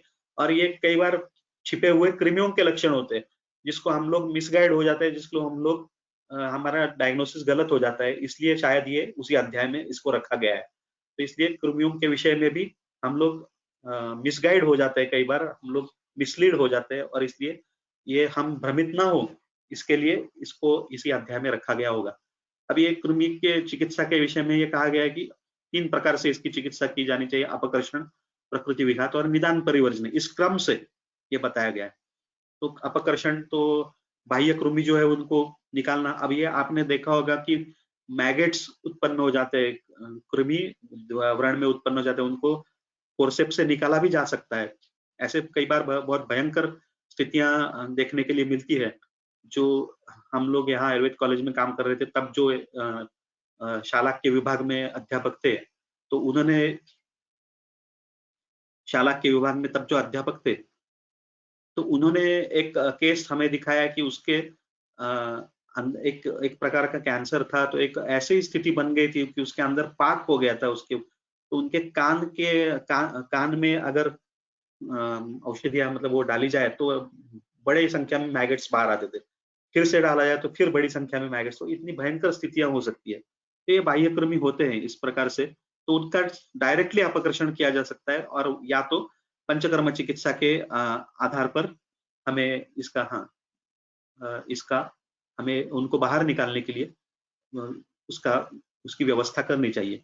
लेकिन उसके बाद में ये महत्वपूर्ण विचार आ जाता है कि प्रकृति विघात, तो जैसा मैंने कहा कि प्रकृति मूल कारण के लिए कहा गया है, तो उनका मूल कारण उत्पत्ति के लिए मूल कारण उनके जो ऐसे फैक्टर्स है जो उसको जो एनवायरमेंट जो अनुकूल स्थितियां बनाते हैं, ऐसे फैक्टर्स को दूर करना कि जिससे कृमि की उत्पत्ति बार बार बंद हो जाए, ये आयुर्वेद की बड़ी विशेषताएं हैं। अब कृमियों का कई व्याधियों में संबंध होता है, और विशेष रूप से बच्चों के तो बहुत सारे व्याधियों में कृमियों का संबंध होता है। ये बात बहुत स्पष्ट हो गई है, और ये बात तो समझ में आ गई, इसलिए गोवा गवर्नमेंट ने यहाँ पिछले कुछ सालों से एक ड्राइव चलाया हुआ है कि हर बच्चे को डीवर्मिंग के लिए टैबलेट्स देनी ही है। तो वो जो हेल्थ वर्कर्स है वो हर बच्चे का ध्यान रखे, वो हर बच्चे ने लिया या नहीं लिया तो घर पे भी जाकर वो उसको दे रहे हैं। तो हमने कहा भाई यूट्यूब आप भी ऐसा करने लगे, हम तो कृमि को चिकित्सा दे रहे हैं कई सारे रोगियों के, आपने भी करना शुरू कर दिया। तो मतलब गवर्नमेंट के भी एजेंसियों को ये ध्यान में आ गया, गवर्नमेंट को भी ये ध्यान में आ गया कि बच्चों के विशेष रूप से तो कई व्याधियों में कृमि एक महत्वपूर्ण फैक्टर होता है, और ये इसलिए देते हैं। होता क्या है कि ये डीवर्मिंग के लिए जो वो ट्रीटमेंट दे रहे हैं, वो ट्रीटमेंट लेने के बाद कुछ बच्चे तो ठीक हो जाते हैं, लेकिन मतलब उनको ठीक लगता है, लेकिन कुछ बच्चों को उसके बाद में ऐसी तकलीफ होने लगती है कि जो कृमि के ही लक्षण है, मतलब कृमि ठीक से बाहर निकले नहीं, और फिर वो हमारे पास आ जाते हैं और उनको हम कृमि की ही चिकित्सा देते हैं और वो ठीक हो जाते हैं। और दूसरी बात यह है कि ये एक विशेष बात है, और दूसरी बात यह है कि डीवर्मिंग पहले क्या था, ऐसे अलग अलग ट्रेंड्स थे। मैं वैसे मॉडर्न मेडिसिन का इतना मतलब अच्छा जानकार तो नहीं हूँ, लेकिन मॉडर्न मेडिसिन में पहले ऐसा था कि भाई कुछ महीनों के बाद उसको डीवर्मिंग कराना है, 3 महीने के बाद। अब तो ऐसा हो गया है कि डीवर्मिंग करके अब 15-20 दिन भी नहीं हुआ, फिर से वर्म के लक्षण तो दिखाई, फिर से वापस हाजिर। तो बार बार आप डीवर्मिंग की कितनी बार दवाइयां देंगे? तो क्योंकि उनके पास तो अपकर्षण ही कर रहे हैं, वो सिर्फ निकाल रहे हैं, लेकिन उसके आगे का जो विचार है प्रकृति विघात, वो किया नहीं जा रहा है उनके यहाँ, उनके एंड पर। तो उनके शास्त्र में भी उसके बारे में विचार तो है, लेकिन उसको इम्प्लीमेंट नहीं किया जा रहा है, इसलिए ये बार बार कृमि उत्पन्न हो रहे हैं। इसलिए आयुर्वेद का जो प्रकृति विघात है ये बहुत महत्वपूर्ण है, और ये हमारी ओर से देन हो सकती है आज के जमाने के बाकी उन डॉक्टरों के लिए भी, कि हमारे पास ये विचार है जिससे ये बार बार कृमि उत्पन्न होना रोका जा सकता है। और फिर प्रकृति आता है निदान परिवर्जन, फिर निदान परिवर्जन आ जाता है। तो ये उसके बाद में निदान परिवर्जन आता है। तो एक स्टूडेंट ने मुझे एक बड़ा अच्छा सवाल पूछा कि बोले ये निदान परिवर्जन तो व्याधि में मतलब अपकर्षण प्रकृति विघात करने के बाद निदान परिवर्जन, तो निदान का परिवर्जन तो शुरू से ही करना चाहिए। अब मतलब आप लोग अपकर्षण कर रहे हैं, प्रकृति विघात कर रहे हो, साथ में हेतु सेवन भी कर रहे हैं, ये क्या तरीका है? तो बाद में हेतु सेवन करते रहे, फिर ये सब होने के बाद फिर आपने सोचा कि चलो अब बस हो गया, अब बंद कर देते हेतु सेवन। ऐसा थोड़ी होता है, पहले से निदान परिवर्जन करना चाहिए। तो नहीं, ऐसा नहीं है। तो इसलिए आपको कृमि की चिकित्सा जो ग्रंथों में दी गई है उसको ठीक से देखना पड़ेगा कि इसका कारण क्या है। तो मैंने उस स्टूडेंट को यही कहा था उस समय कि तुम चरक संहिता में जो कृमि की चिकित्सा दी है उसको फिर से एक बार पढ़ लो ठीक से, और फिर आ जाओ, फिर हम इसके बारे में चर्चा करेंगे। तो ये कृमि चिकित्सा में क्या दिया हुआ है ग्रंथों में, तो अथयनम कृमि कोष्ठम आतुरम अग्रे षड्रात्रम सप्तरात्रम व स्नेह सेदाभ्याम उपन्नम तो क्या देने के लिए कहा है? क्षीर गुड़ दधि तिल मत्स्य अनुपम मांस पिष्टान्न परमान्न कुसुम्ब स्नेह वगैरह वगैरह, ये इसको देना है रोगी को, समुदीरणार्थम कृमिणाम। तो इसलिए ये सारे कृमियों के हेतु है वैसे देखा जाए तो, लेकिन ये देने के लिए कहा गया है। तो ये देने के बाद ये कृमि कोष्ठ की ओर आकृष्ट होते हैं, कोष्ठ में आते हैं, उदीरण हो जाता है। जैसे दोषों का उदीरण है, ऐसा कृमियों का भी एक प्रकार से उदीरण करना पड़ता है। और ये होने के बाद तो ये अब कोष्ठ में प्राप्त हो चुके हैं, ये करने के बाद उनको आस्थापन वमन विरेचन इनके माध्यम से उनको हम लोग निकाल सकते हैं बाद में। तो इसलिए कृमियों का उत्क्लेश करना इस प्रकार से एक विचार है और ये बहुत जरूरी है, क्योंकि आप समझिए कि कृमि चिकित्सा में ये जानना जरूरी है कि दोष जो है वो केवल शरीर में जब तक है तब तक उनमें कार्य दिखाई देते हैं, तो बाहर शरीर के आगे तो उनमें कोई मतलब जीव नहीं है उसमें। लेकिन कृमि तो साक्षात जीव है, इनमें चेतना खुद है। और ये कोई भी जीव होगा तो वो अपने आप मरने के लिए थोड़ी तैयार हो जाएगा। तो ये जीव जो है मरने के लिए बहुत आसानी से तैयार नहीं होंगे, तो ये बचने की कोशिश करेंगे जहां तक हो सके। तो इसलिए उनको लालच दिखाकर बाहर निकालना पड़ता है। और तब ये घी देखा लेकिन बड़गा नहीं देखा ऐसा कहते हैं, ऐसे फिर वो जब इसके लालच में वो कृमि बाहर आ जाते हैं तब आ जाता है कृमि कुठारिया और अन्य औषधियां और कुठाराघात हो जाता है उनके ऊपर।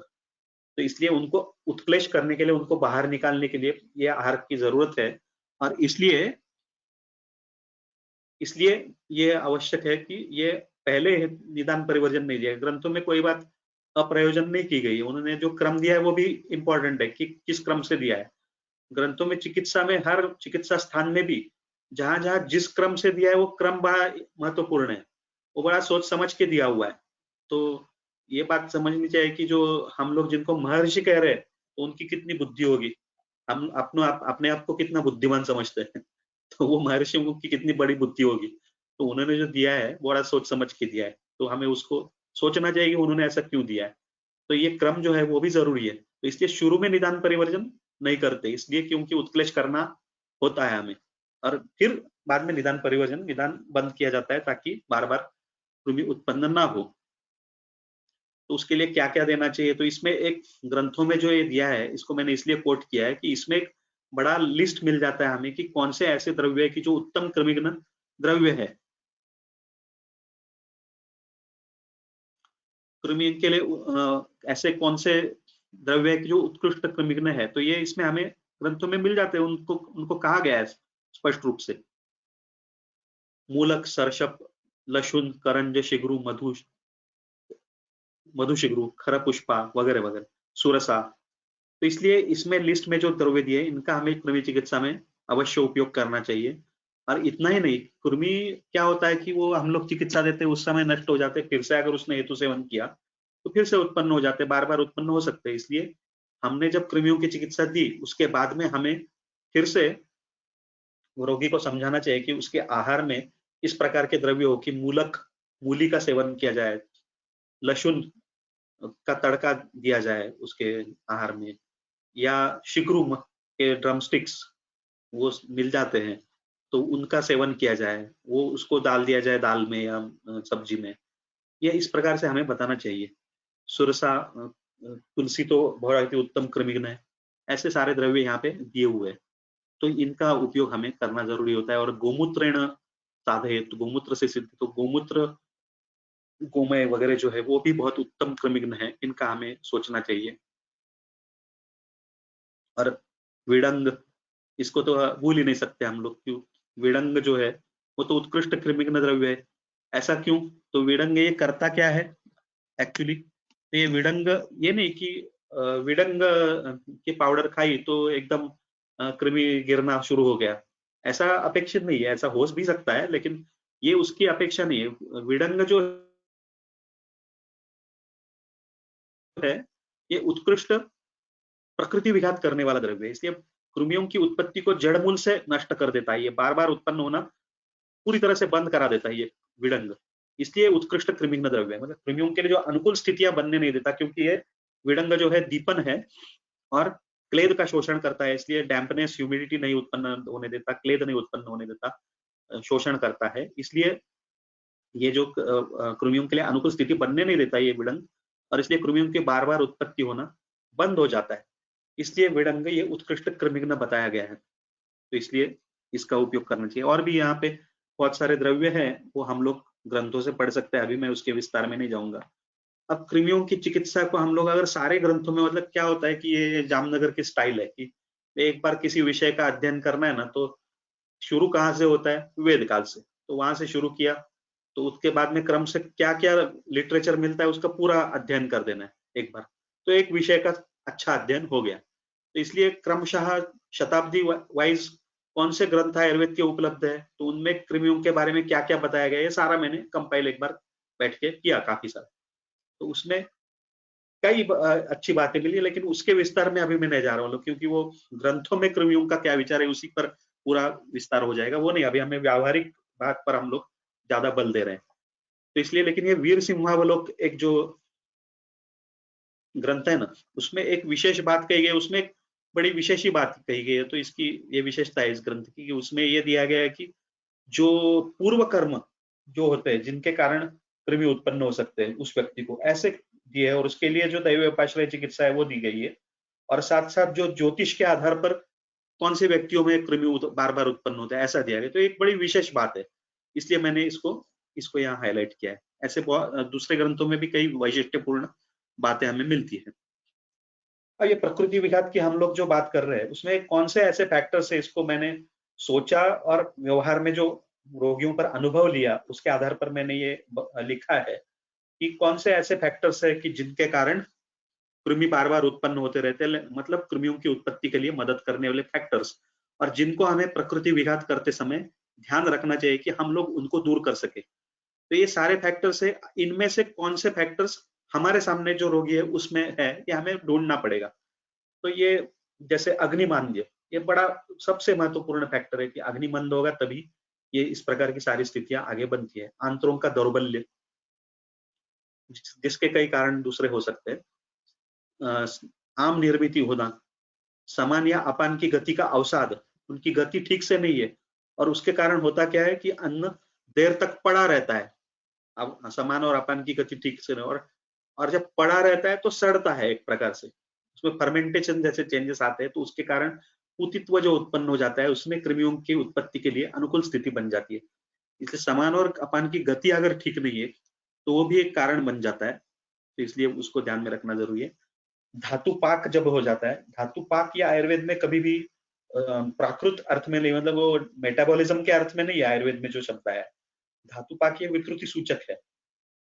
तो धातुओं में जो पाक होता है तो उसमें पूय की उत्पत्ति है, इस प्रकार के भावों की उत्पत्ति होती है, तो ऐसा जब धातु पाक हो रहा है तब भी कृमियों के लिए अनुकूल स्थिति बन जाती है।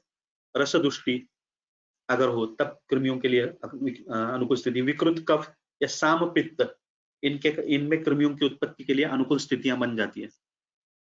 दुष्ट त्वक, दुष्ट रक्त, इनके कारण पूती मांस और विकृत साम मेद, तो उसके कारण दुर्गंधित स्वेद वगैरह उत्पन्न हो जाता है। ऐसी जब स्थिति होती है तब भी कृमियों के लिए अनुकूल स्थिति बन जाती है।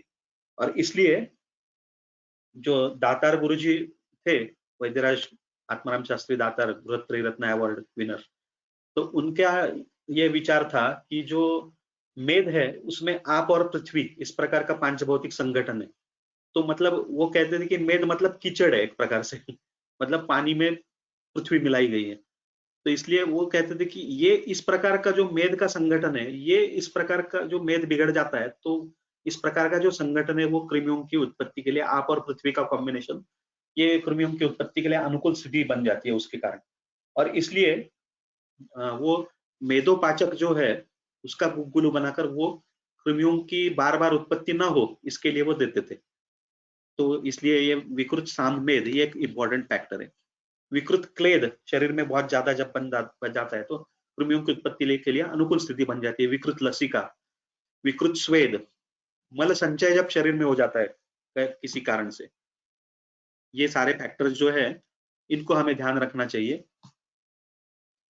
अब कृमियों के ग्रंथों में लक्षण दिए ही है, लेकिन व्यवहार में हमें कुछ ऐसे विशिष्ट लक्षण दिखाई देते हैं कि जिससे हम बड़ी सटीकता से जान जाते हैं कि हाँ इस व्यक्ति में जरूर कृमि है, तो उनको हमें ध्यान रखना चाहिए। तो कुछ लक्षणों का मैंने यहाँ एक लिस्ट बनाया है, तो मैं आपको बताता हूँ।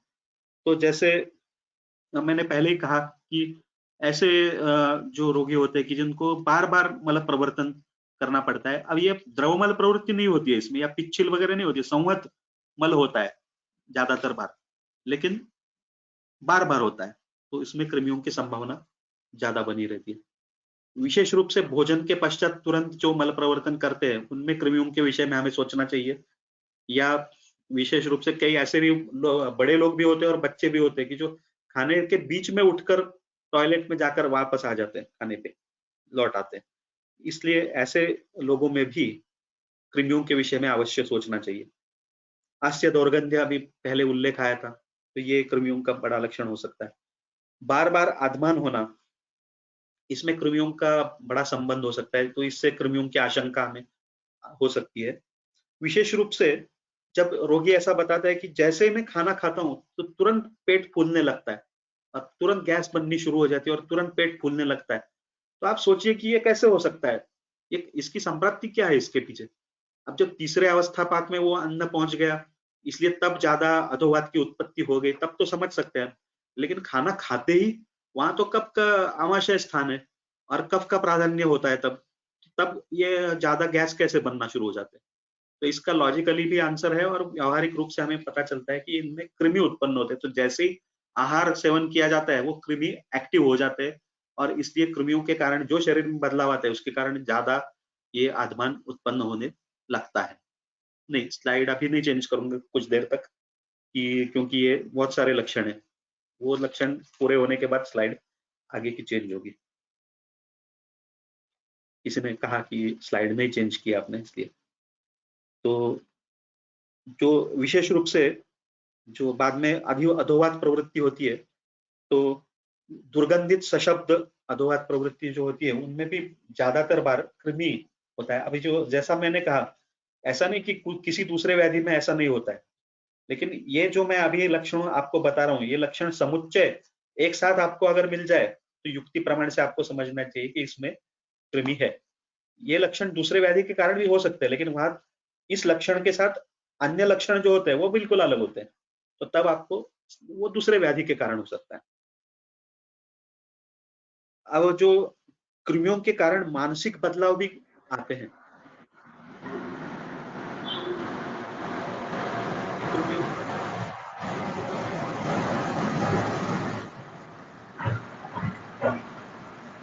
कृमियों के कारण मानसिक रूप से भी कई बदलाव आ जाते हैं रोगियों में। तो ऐसा दिखाई देता है कि अधीरता, मतलब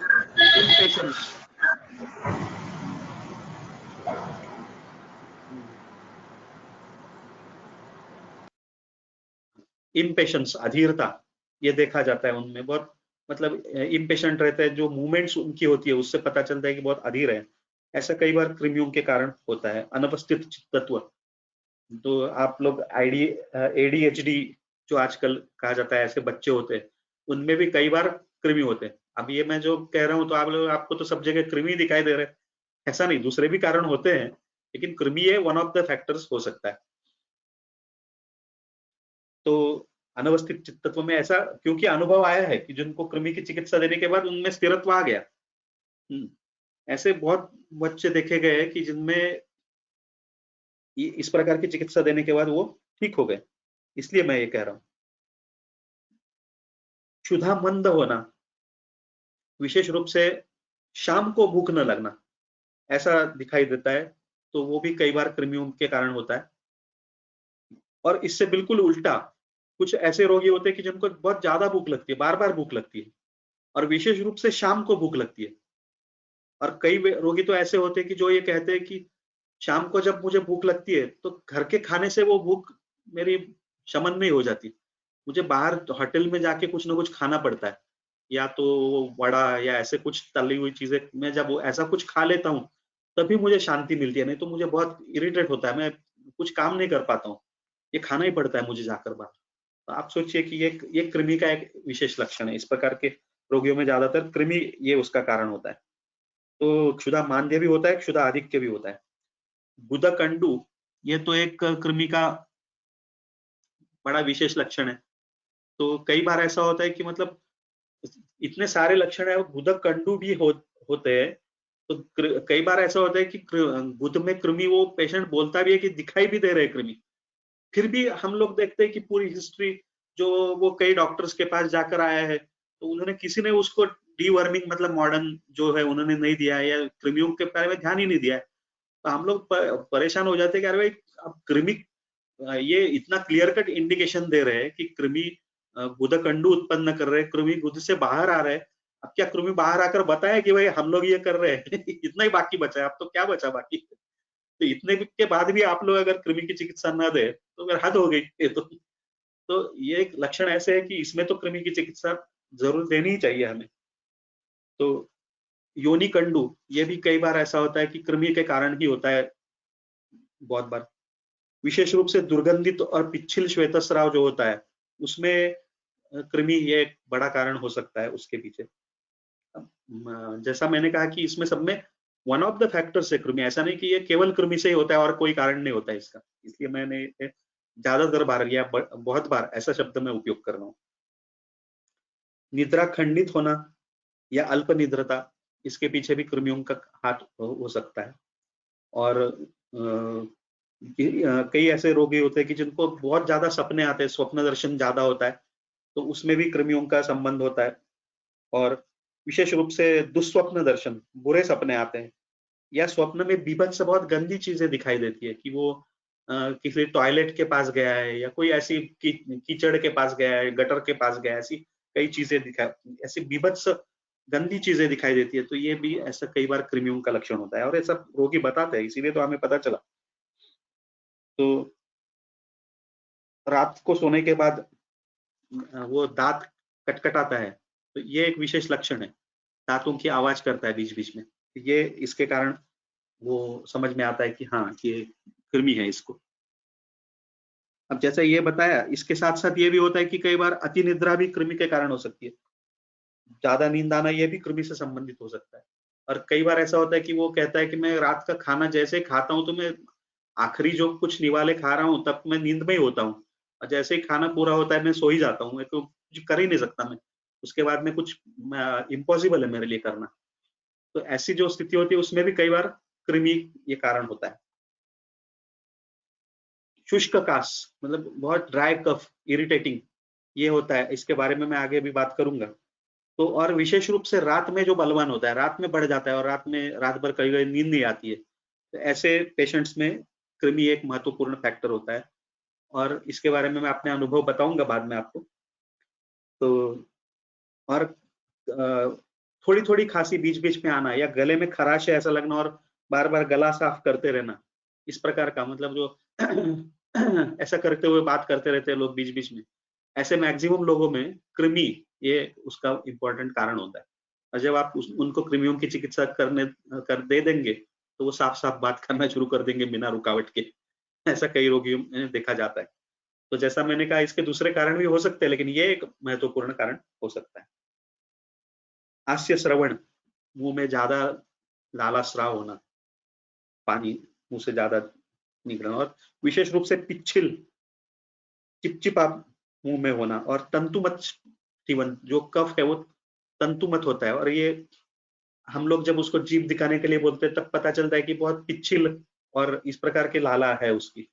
और तंतुमत इस प्रकार के, आपने मुझे पता नहीं आपने देखा है या नहीं, इस प्रकार के रोगी मैंने एक पुराने वैद्य उनसे सुना था, और मुझे खुद देखने के लिए मिला मेरे क्लिनिक में, कि इतना चिपचिपा और इतना वो कफ पिच्छिल के बाद में स्त्यान भी कफ होता है कई बार।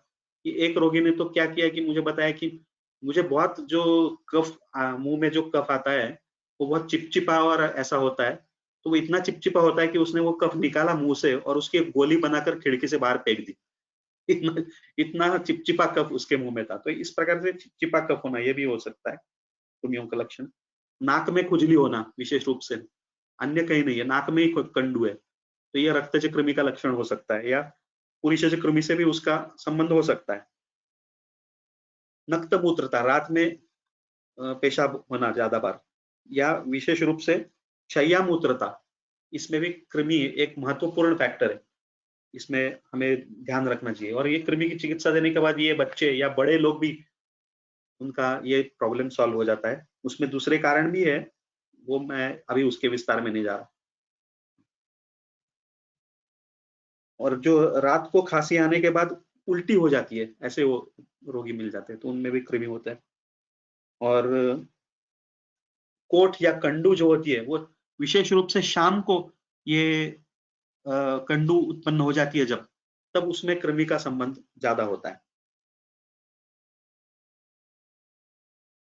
जो ग्रॉइन्स में कंडू आ जाती है, ऐसे बहुत से रोगी आपने देखे होंगे कि जिनको ग्रॉइन्स में, मतलब ब्रग्न, उसको आयुर्वेद में ब्रग्न प्रदेश कहा गया है। ब्रग्न एक रोग का भी नाम है और उस स्थान का भी नाम ब्रग्न है।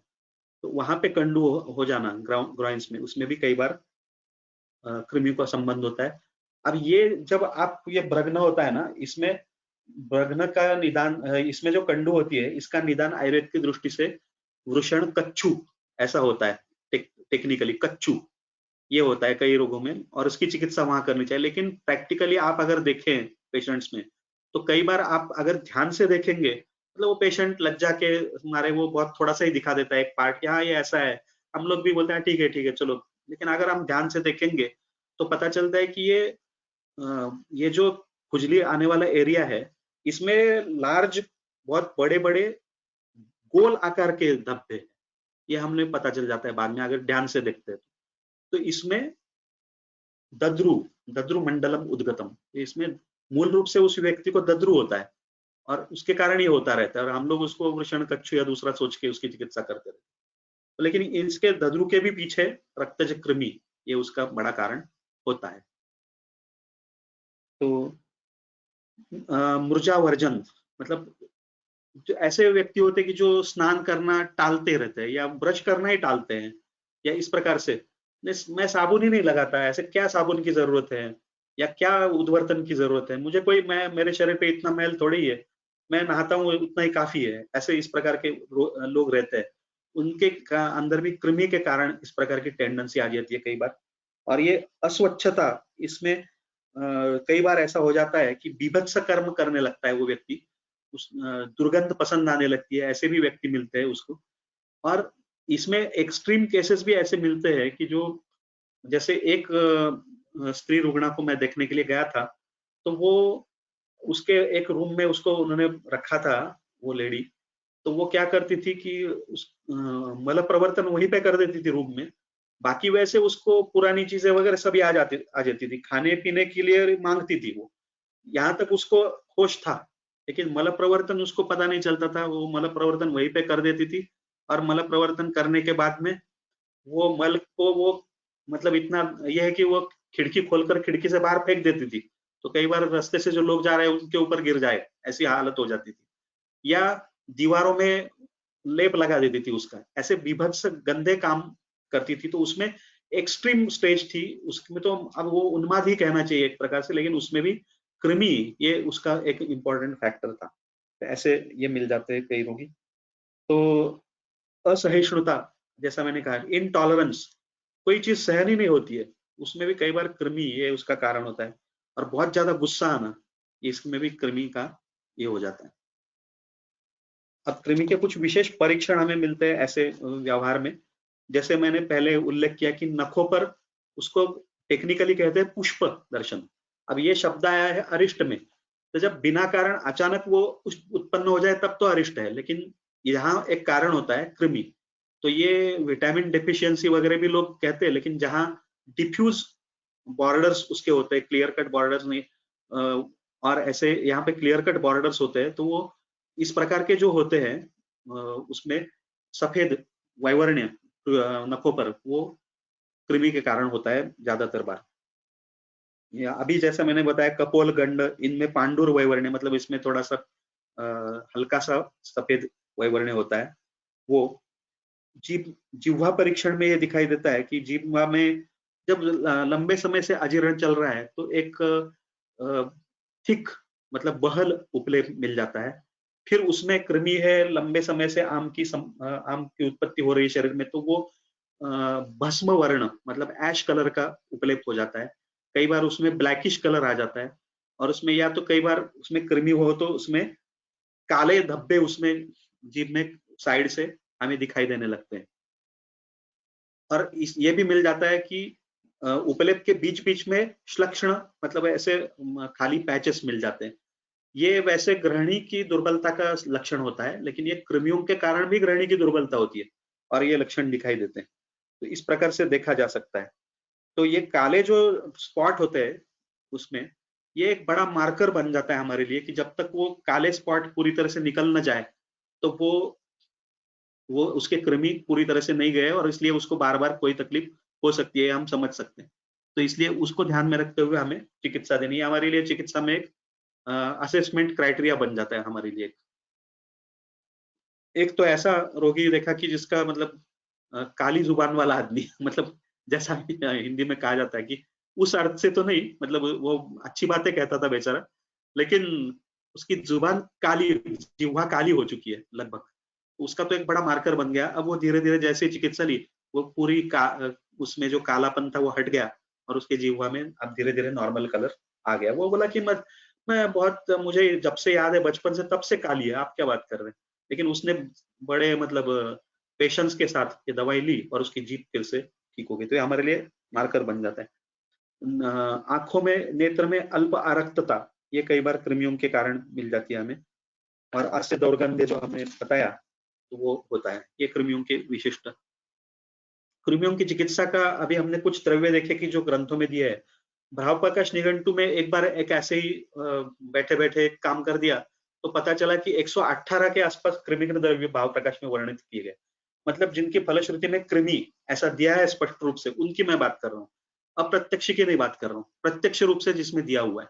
ऐसे 118 द्रव्य दिए। तो इसलिए हमें ये पता चलता है कि कृमियों की चिकित्सा के लिए हमारे पास कितना बड़ा रेंज अवेलेबल है और हम अब तक उन पे ध्यान ही नहीं दे रहे। तो हम अब तक वो जो बहुत थोड़े ही द्रव्यों का उपयोग कर रहे हैं, तो हमें अपने जो ये आयाम है उसको बढ़ाना चाहिए और अन्य द्रव्यों के बारे में भी हमें सोचना चाहिए।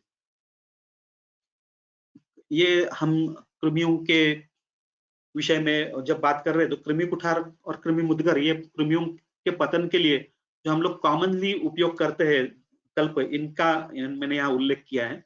इसका उल्लेख करने का कारण एक ये है कि इसको आप देखिए, जो जब मैंने प्रैक्टिस शुरू की तो मैंने कृमि कुठार का जब उपयोग किया तो उसमें कोई ज्यादा फर्क मुझे दिखाई नहीं दिया रोगी पे।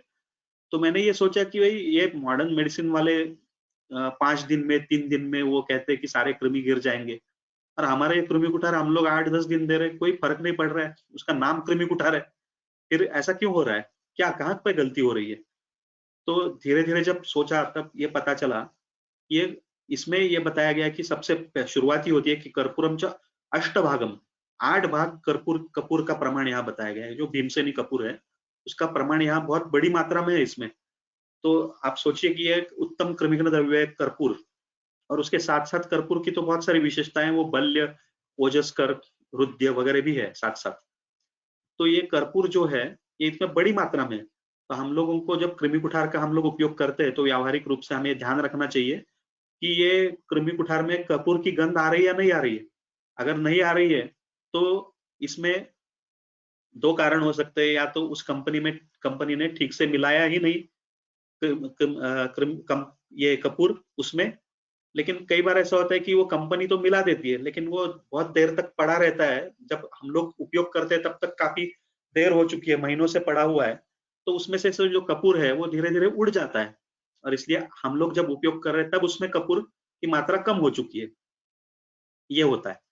तो ऐसा जब होता है तो उस कृमि कुठार का अच्छा असर नहीं होता। तो इसलिए पहले तो अच्छी क्वालिटी का कृमि कुठार हमें खरीदना चाहिए और ये देखना चाहिए कि उसमें कपूर की ठीक से गंध आ रही है या नहीं आ रही है।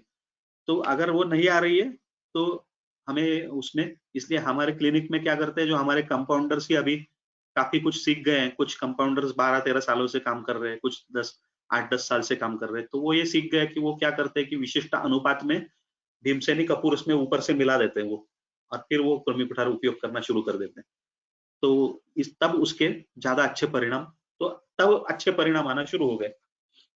इसलिए ये एक महत्वपूर्ण बात मुझे आपको बतानी थी। अब इस कल्प के बारे में काफी कुछ और कहा जा सकता है, कृमि मुद्गर, इसमें जो फर्क है, अब कब कृमि कुठार दिया जाए, कब कृमि मुद्गर दिया जाए, ऐसा भी सवाल कई बार उत्पन्न हो जाता है। तो इसमें विशेषता यह है कि इसमें गंधक है, ये एक विशेष बात है। वैसे उसमें भी जो कृमि कुठार का है पार्ट, उसमें हिंगुल है, तो उसमें पारद है उसमें, इसमें गंधक है, रसगंधक पारद के साथ। तो विषय गंधक ही एक विशेष कृमिघ्न औषधि है, और इसमें एक विशेष वैशिष्ट्यपूर्ण है कि कुपिलु इसमें है।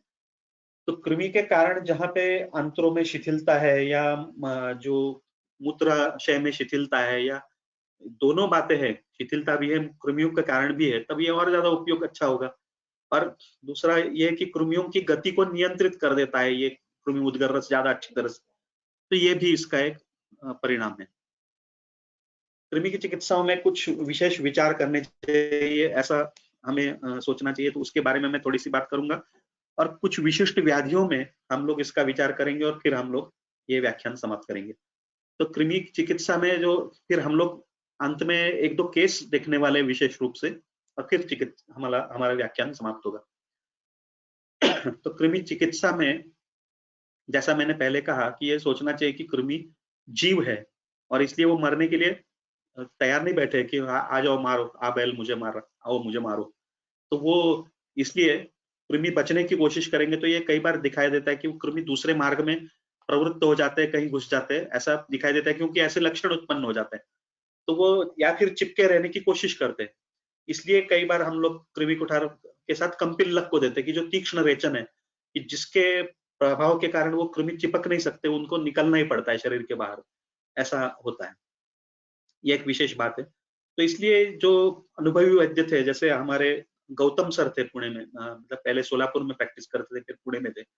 तो उनका ये विचार था कि कृमियों को मूर्छित करना आवश्यक होता है पहले, और तब ये कृमि बाहर निकल जाएंगे। और इसके लिए जो कृमि कुठार है, जो कृमि कुठार, हाँ, कृमि कुठार जो है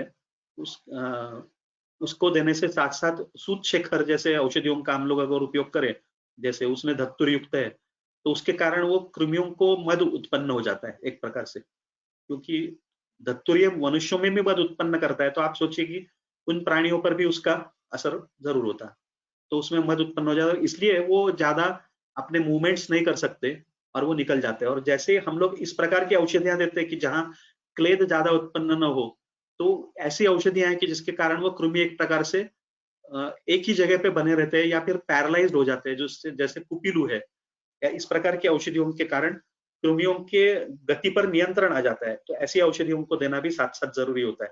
आप सिर्फ कृमि कुठार देंगे तो ये सारे हमें जो इच्छित परिणाम है वो नहीं मिलेंगे। तो इस प्रकार की औषधियों को भी देना पड़ता है साथ में। तो उसके कारण वो कृमि या तो मूर्छित हो जाते हैं, या तो फिर उनकी गति रुद्ध हो जाती है, और फिर वो जब हम लोग कृमि पातन की औषधियां देती है तो वो निकल जाते हैं। और अधोगति जो है वात की, उसको मेंटेन करना ये बहुत जरूरी होता है, ताकि वो कृमि दूसरी गति उत्पन्न करके कहीं और पहुंच न जाए, इस प्रकार से। तो ये आपको जब हम लोग प्रिस्क्रिप्शन लिखते हैं तो इसकी कैसे व्यवस्था करते हैं, ये आपको देखना पड़ेगा। आपातकाल में हम लोग कुछ ऐसी औषधियां देते हैं कि जिसके कारण ये अधो मार्ग में ही प्रवृत्त हो और बाहर निकल जाए, ऐसी औषधियां देते हैं हम लोग उसके लिए। तो और कृमियों की चिकित्सा में, जैसा मैंने पहले भी कहा कि लगातार चिकित्सा देने से फायदा नहीं होता, तो ये कृमियों को वो आदत पड़ जाती है एक प्रकार से, वो मतलब अपनी स्ट्रेटेजी बना लेती है कि कैसे बचना है इससे। हाँ, ये विशिष्ट समय पर ये विशिष्ट औषधि आएगी, इस प्रकार से परिणाम देगी, हम कैसे बचे उसके लिए, इस प्रकार से वो भी अपना रिसर्च शुरू कर देते हैं। तो इसलिए उनके उनमें हम लोग क्या करते हैं कि एक एक दिन, दो दो दिन छोड़कर ये दवाइयां देते हैं, या फिर उसका काल बदलना चाहिए, एक ही समय पे नहीं देना चाहिए। इन शॉर्ट क्या है कि अगर सादे शब्दों में कहा जाए तो सरप्राइज पंचेस देना चाहिए कृमियों को, तो वो जल्दी नष्ट हो जाते हैं। ये विचार आवश्यक है उसमें करना। अब हम कुछ विशिष्ट व्याधियों में तो क्या करते हैं, कृमि कैसे उत्पन्न करते हैं, तो ये पचन और शोषण में विकृतियां उत्पन्न कर देते हैं ये कृमि।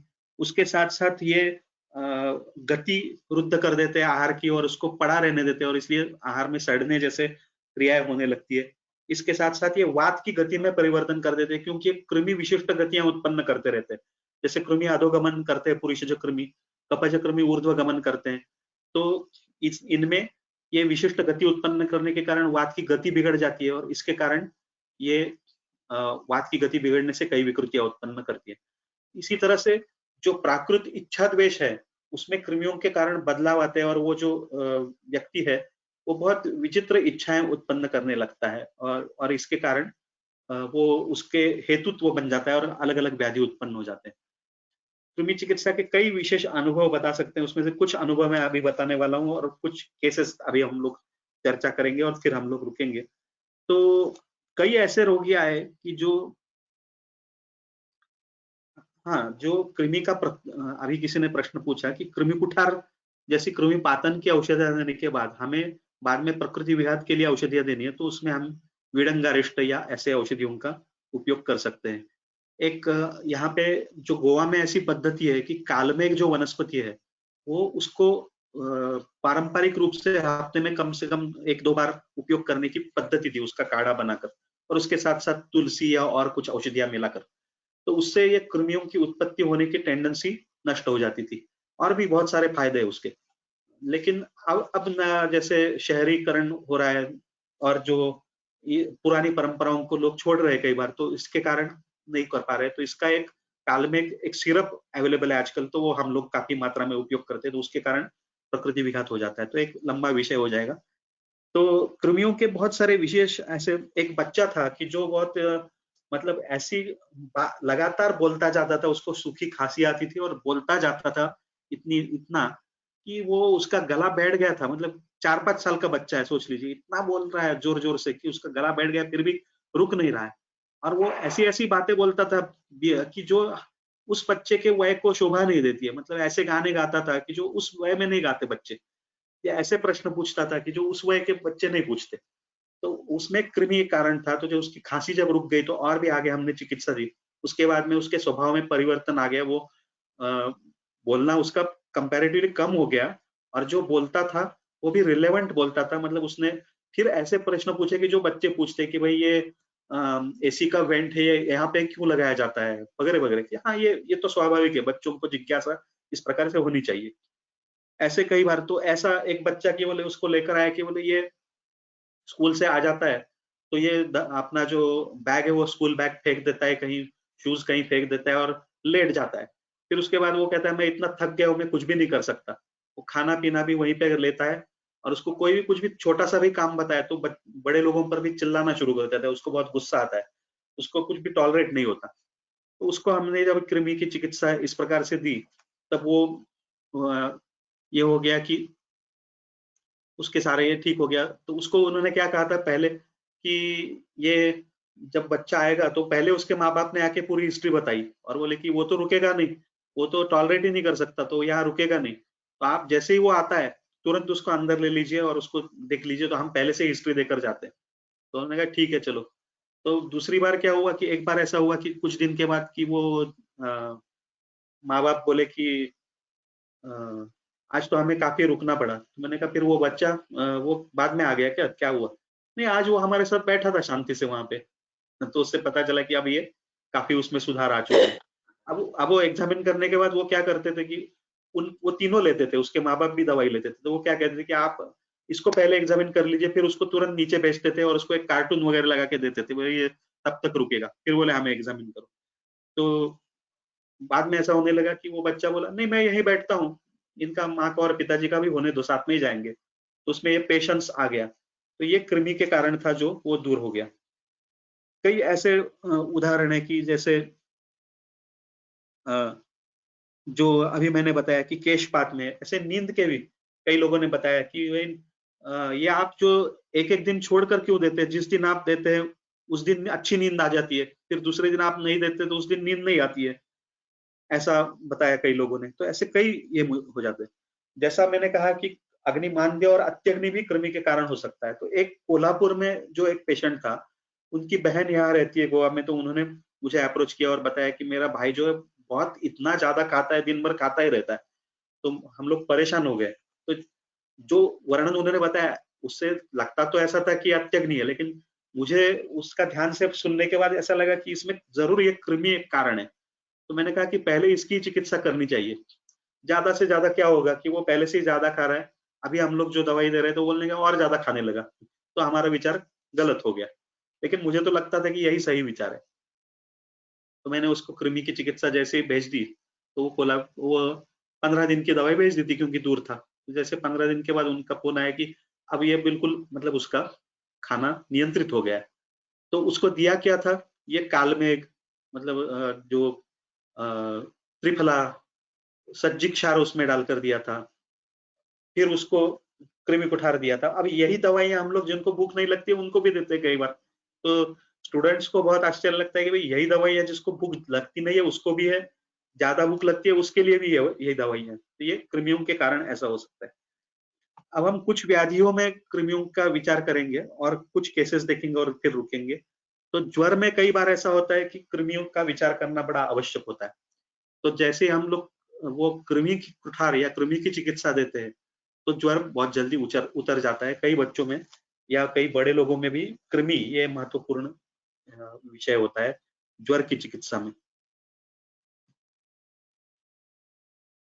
प्रमेह के कई मैंने ये इसलिए सोचा कि मतलब ज्वर, रक्त पित्त, गुल्म, प्रमेह इस क्रम से मैंने सोचा, इसलिए मैं ये आपसे इस तरह से बात कर रहा हूँ। तो ये जो जो प्रमेह है, इसमें पचन कृमियों के कारण भी ऐसा होता है कि अजीर्ण, पचन शोषण में विकृति, इसके कारण रसदुष्टि, और सुश्रुत संहिता में कहा है कि रस निमित्तम एवं स्थौल्यम कारशम, इसके कारण मेद की दुष्टि, और इसके बाद में फिर ये प्रमेह की उत्पत्ति, ऐसा कई बार मिलता है हमें रोगियों में प्रैक्टिकली। और दूसरा ये भी है कि गृहिणी के अध्याय में अजीर्ण और आम के परिणाम बताए, तो उसमें बताया कि आम का जब कफ के साथ संयोग हो जाता है तो प्रमेह उत्पन्न हो जाता है। इस प्रकार के रोगी व्यवहार में हमें बहुत सारे दिखते हैं। तो उसमें ये हम लोग जो आम पाचक और कृमिघ्न चिकित्सा देते हैं, तब उनको लाक्षणिक रूप से भी उनको ठीक लगता है और उनके शुगर लेवल्स भी कम आने लगते हैं। अब ये बात ध्यान रखिए कि हमारा काम शुगर लेवल किसी तरह से नीचे लाना, यही हमारा केवल काम नहीं है, हमें उसको स्वास्थ्य लाभ देना, ये हमारा काम है। कुष्ठ में जैसे हमने कहा कि कुष्ठ और रक्तज कृमि, इनका बड़ा महत्वपूर्ण संबंध है, और इसलिए कुष्ठ के तो व्याधियों में, रोगियों में कृमि की चिकित्सा करना ये बहुत आवश्यक हो जाता है। तो उसके लिए जो हमें विशेष रूप से इस प्रकार से कृमिघ्न द्रव्यों को सोच समझकर सिलेक्ट करते हैं हम लोग, अगर ऐसा लगता है तो जैसे शुरुआती हम लोग जो चिकित्सा देते हैं उसमें हम लोग क्या सिलेक्ट करेंगे कि जैसे नवायस सिलेक्ट किया, तो कई बार क्या होता है कि रसदुष्टि होती है और उसके कारण त्वचा की दुष्टि होती है, उसके साथ साथ रसदुष्टि के कारण पांडुत्व भी होता है, वो भी साथ साथ ठीक हो जाएगा और साथ साथ कृमि का प्रकृति विघात भी हो जाएगा। तो नवायस देते हैं लंबे समय तक। गंधक रसायन देते हैं, तो गंधक एक उत्तम कृमिघ्न द्रव्य है। रसमाणिक्य देते हैं हम लोग कई रोगियों में, तो जो हड़ताल है वो उत्तम कृमिघ्न है। मनशिला का शिला सिंदूर देते हैं, तो वो उत्तम द्रव्य होता है। अब जब ये रसदुष्टि और मेदोदुष्टि भी है साथ साथ, तो ये शिला सिंदूर मेद को भी कम कर देता है, साथ साथ स्थौल्य को भी नियंत्रित रखने में मदद करता है। तो ये कृमिघ्न भी काम कर देता है। ये प्राणव स्रोतस भी पर भी काम करता है, तो ऐसे हो जाता है समीर पन्नक। तो इस प्रकार से द्रव्य ऐसा नहीं कि बहुत अलग से कोई द्रव्य लाया जाए, लेकिन जो द्रव्य हम लोग दे रहे हैं उसमें अगर कृमियों की संभावना हमें दिख रही है, तो हमें स्पेसिफिकली कृमिघ्न द्रव्यों को सिलेक्ट करना है जो इस अधिकार के हैं। अब ये कुष्ठ और प्रमेह का भी क्लोज रिलेशन होता है। तो एक ऐसे पेशेंट मेरे पास आते थे कि जब उनको खुजली आने लगती थी, और जब उनको खुजली आने लगती तो वो शुगर टेस्ट करते थे तो उनका शुगर बढ़ा हुआ मिलता था, और उनको हमने दिया क्या कि गंधक रसायन, गुडुचि, हरिद्रा वगैरह, जो कुष्ठ जैसी चिकित्सा करते थे, तो उनका तुरंत वो खुजली भी कम हो जाती थी और शुगर लेवल्स भी कम हो जाते थे। तो उसमें कृमि भी एक विचार महत्वपूर्ण रहता है। उन्माद और अपस्मार के जो रोगी होते हैं, उनमें कृमियों के कारण जो पचन ठीक से नहीं हो पाता है, इसलिए जो आहार पड़ा रहता है देर तक, और इसके कारण मल संचय भी होता है, मल का प्रवर्तन ठीक से नहीं होता है, और इसके कारण उदावर्तन होने के कारण भी मन के ऊपर प्रभाव पड़ता है। साथ साथ ये जो दोष संचय और मल संचय हो जाता है, तो संचय मतलब पृथ्वी का संबंध होता है वहां पे, तो इसलिए तमोगुण बढ़ जाता है और इसके कारण उत्पन्न हो जाता है। तो इन रोगियों में, विशेषतः अपस्मार के रोगियों में, तो शुरू से ही इन दोनों रोगियों में बाकी चिकित्सा के साथ कृमि कुठार या इस प्रकार की चिकित्सा तो शुरू कर ही देनी चाहिए, क्योंकि ये बहुत से रोगियों में एक फैक्टर होता है इस प्रकार के मानसिक विकृतियों में। तो इसलिए कृमि के कारण भी कई बार विचित्र बिहेवियर उसका हो जाता है। इसके मैंने पहले भी कुछ उदाहरण आपको बता दिए। अब हर व्याधि में उसके अनुसार उस व्याधि की चिकित्सा में जो द्रव्य दिए उसमें भी कृमिघ्न हम लोग औषधियां देते हैं।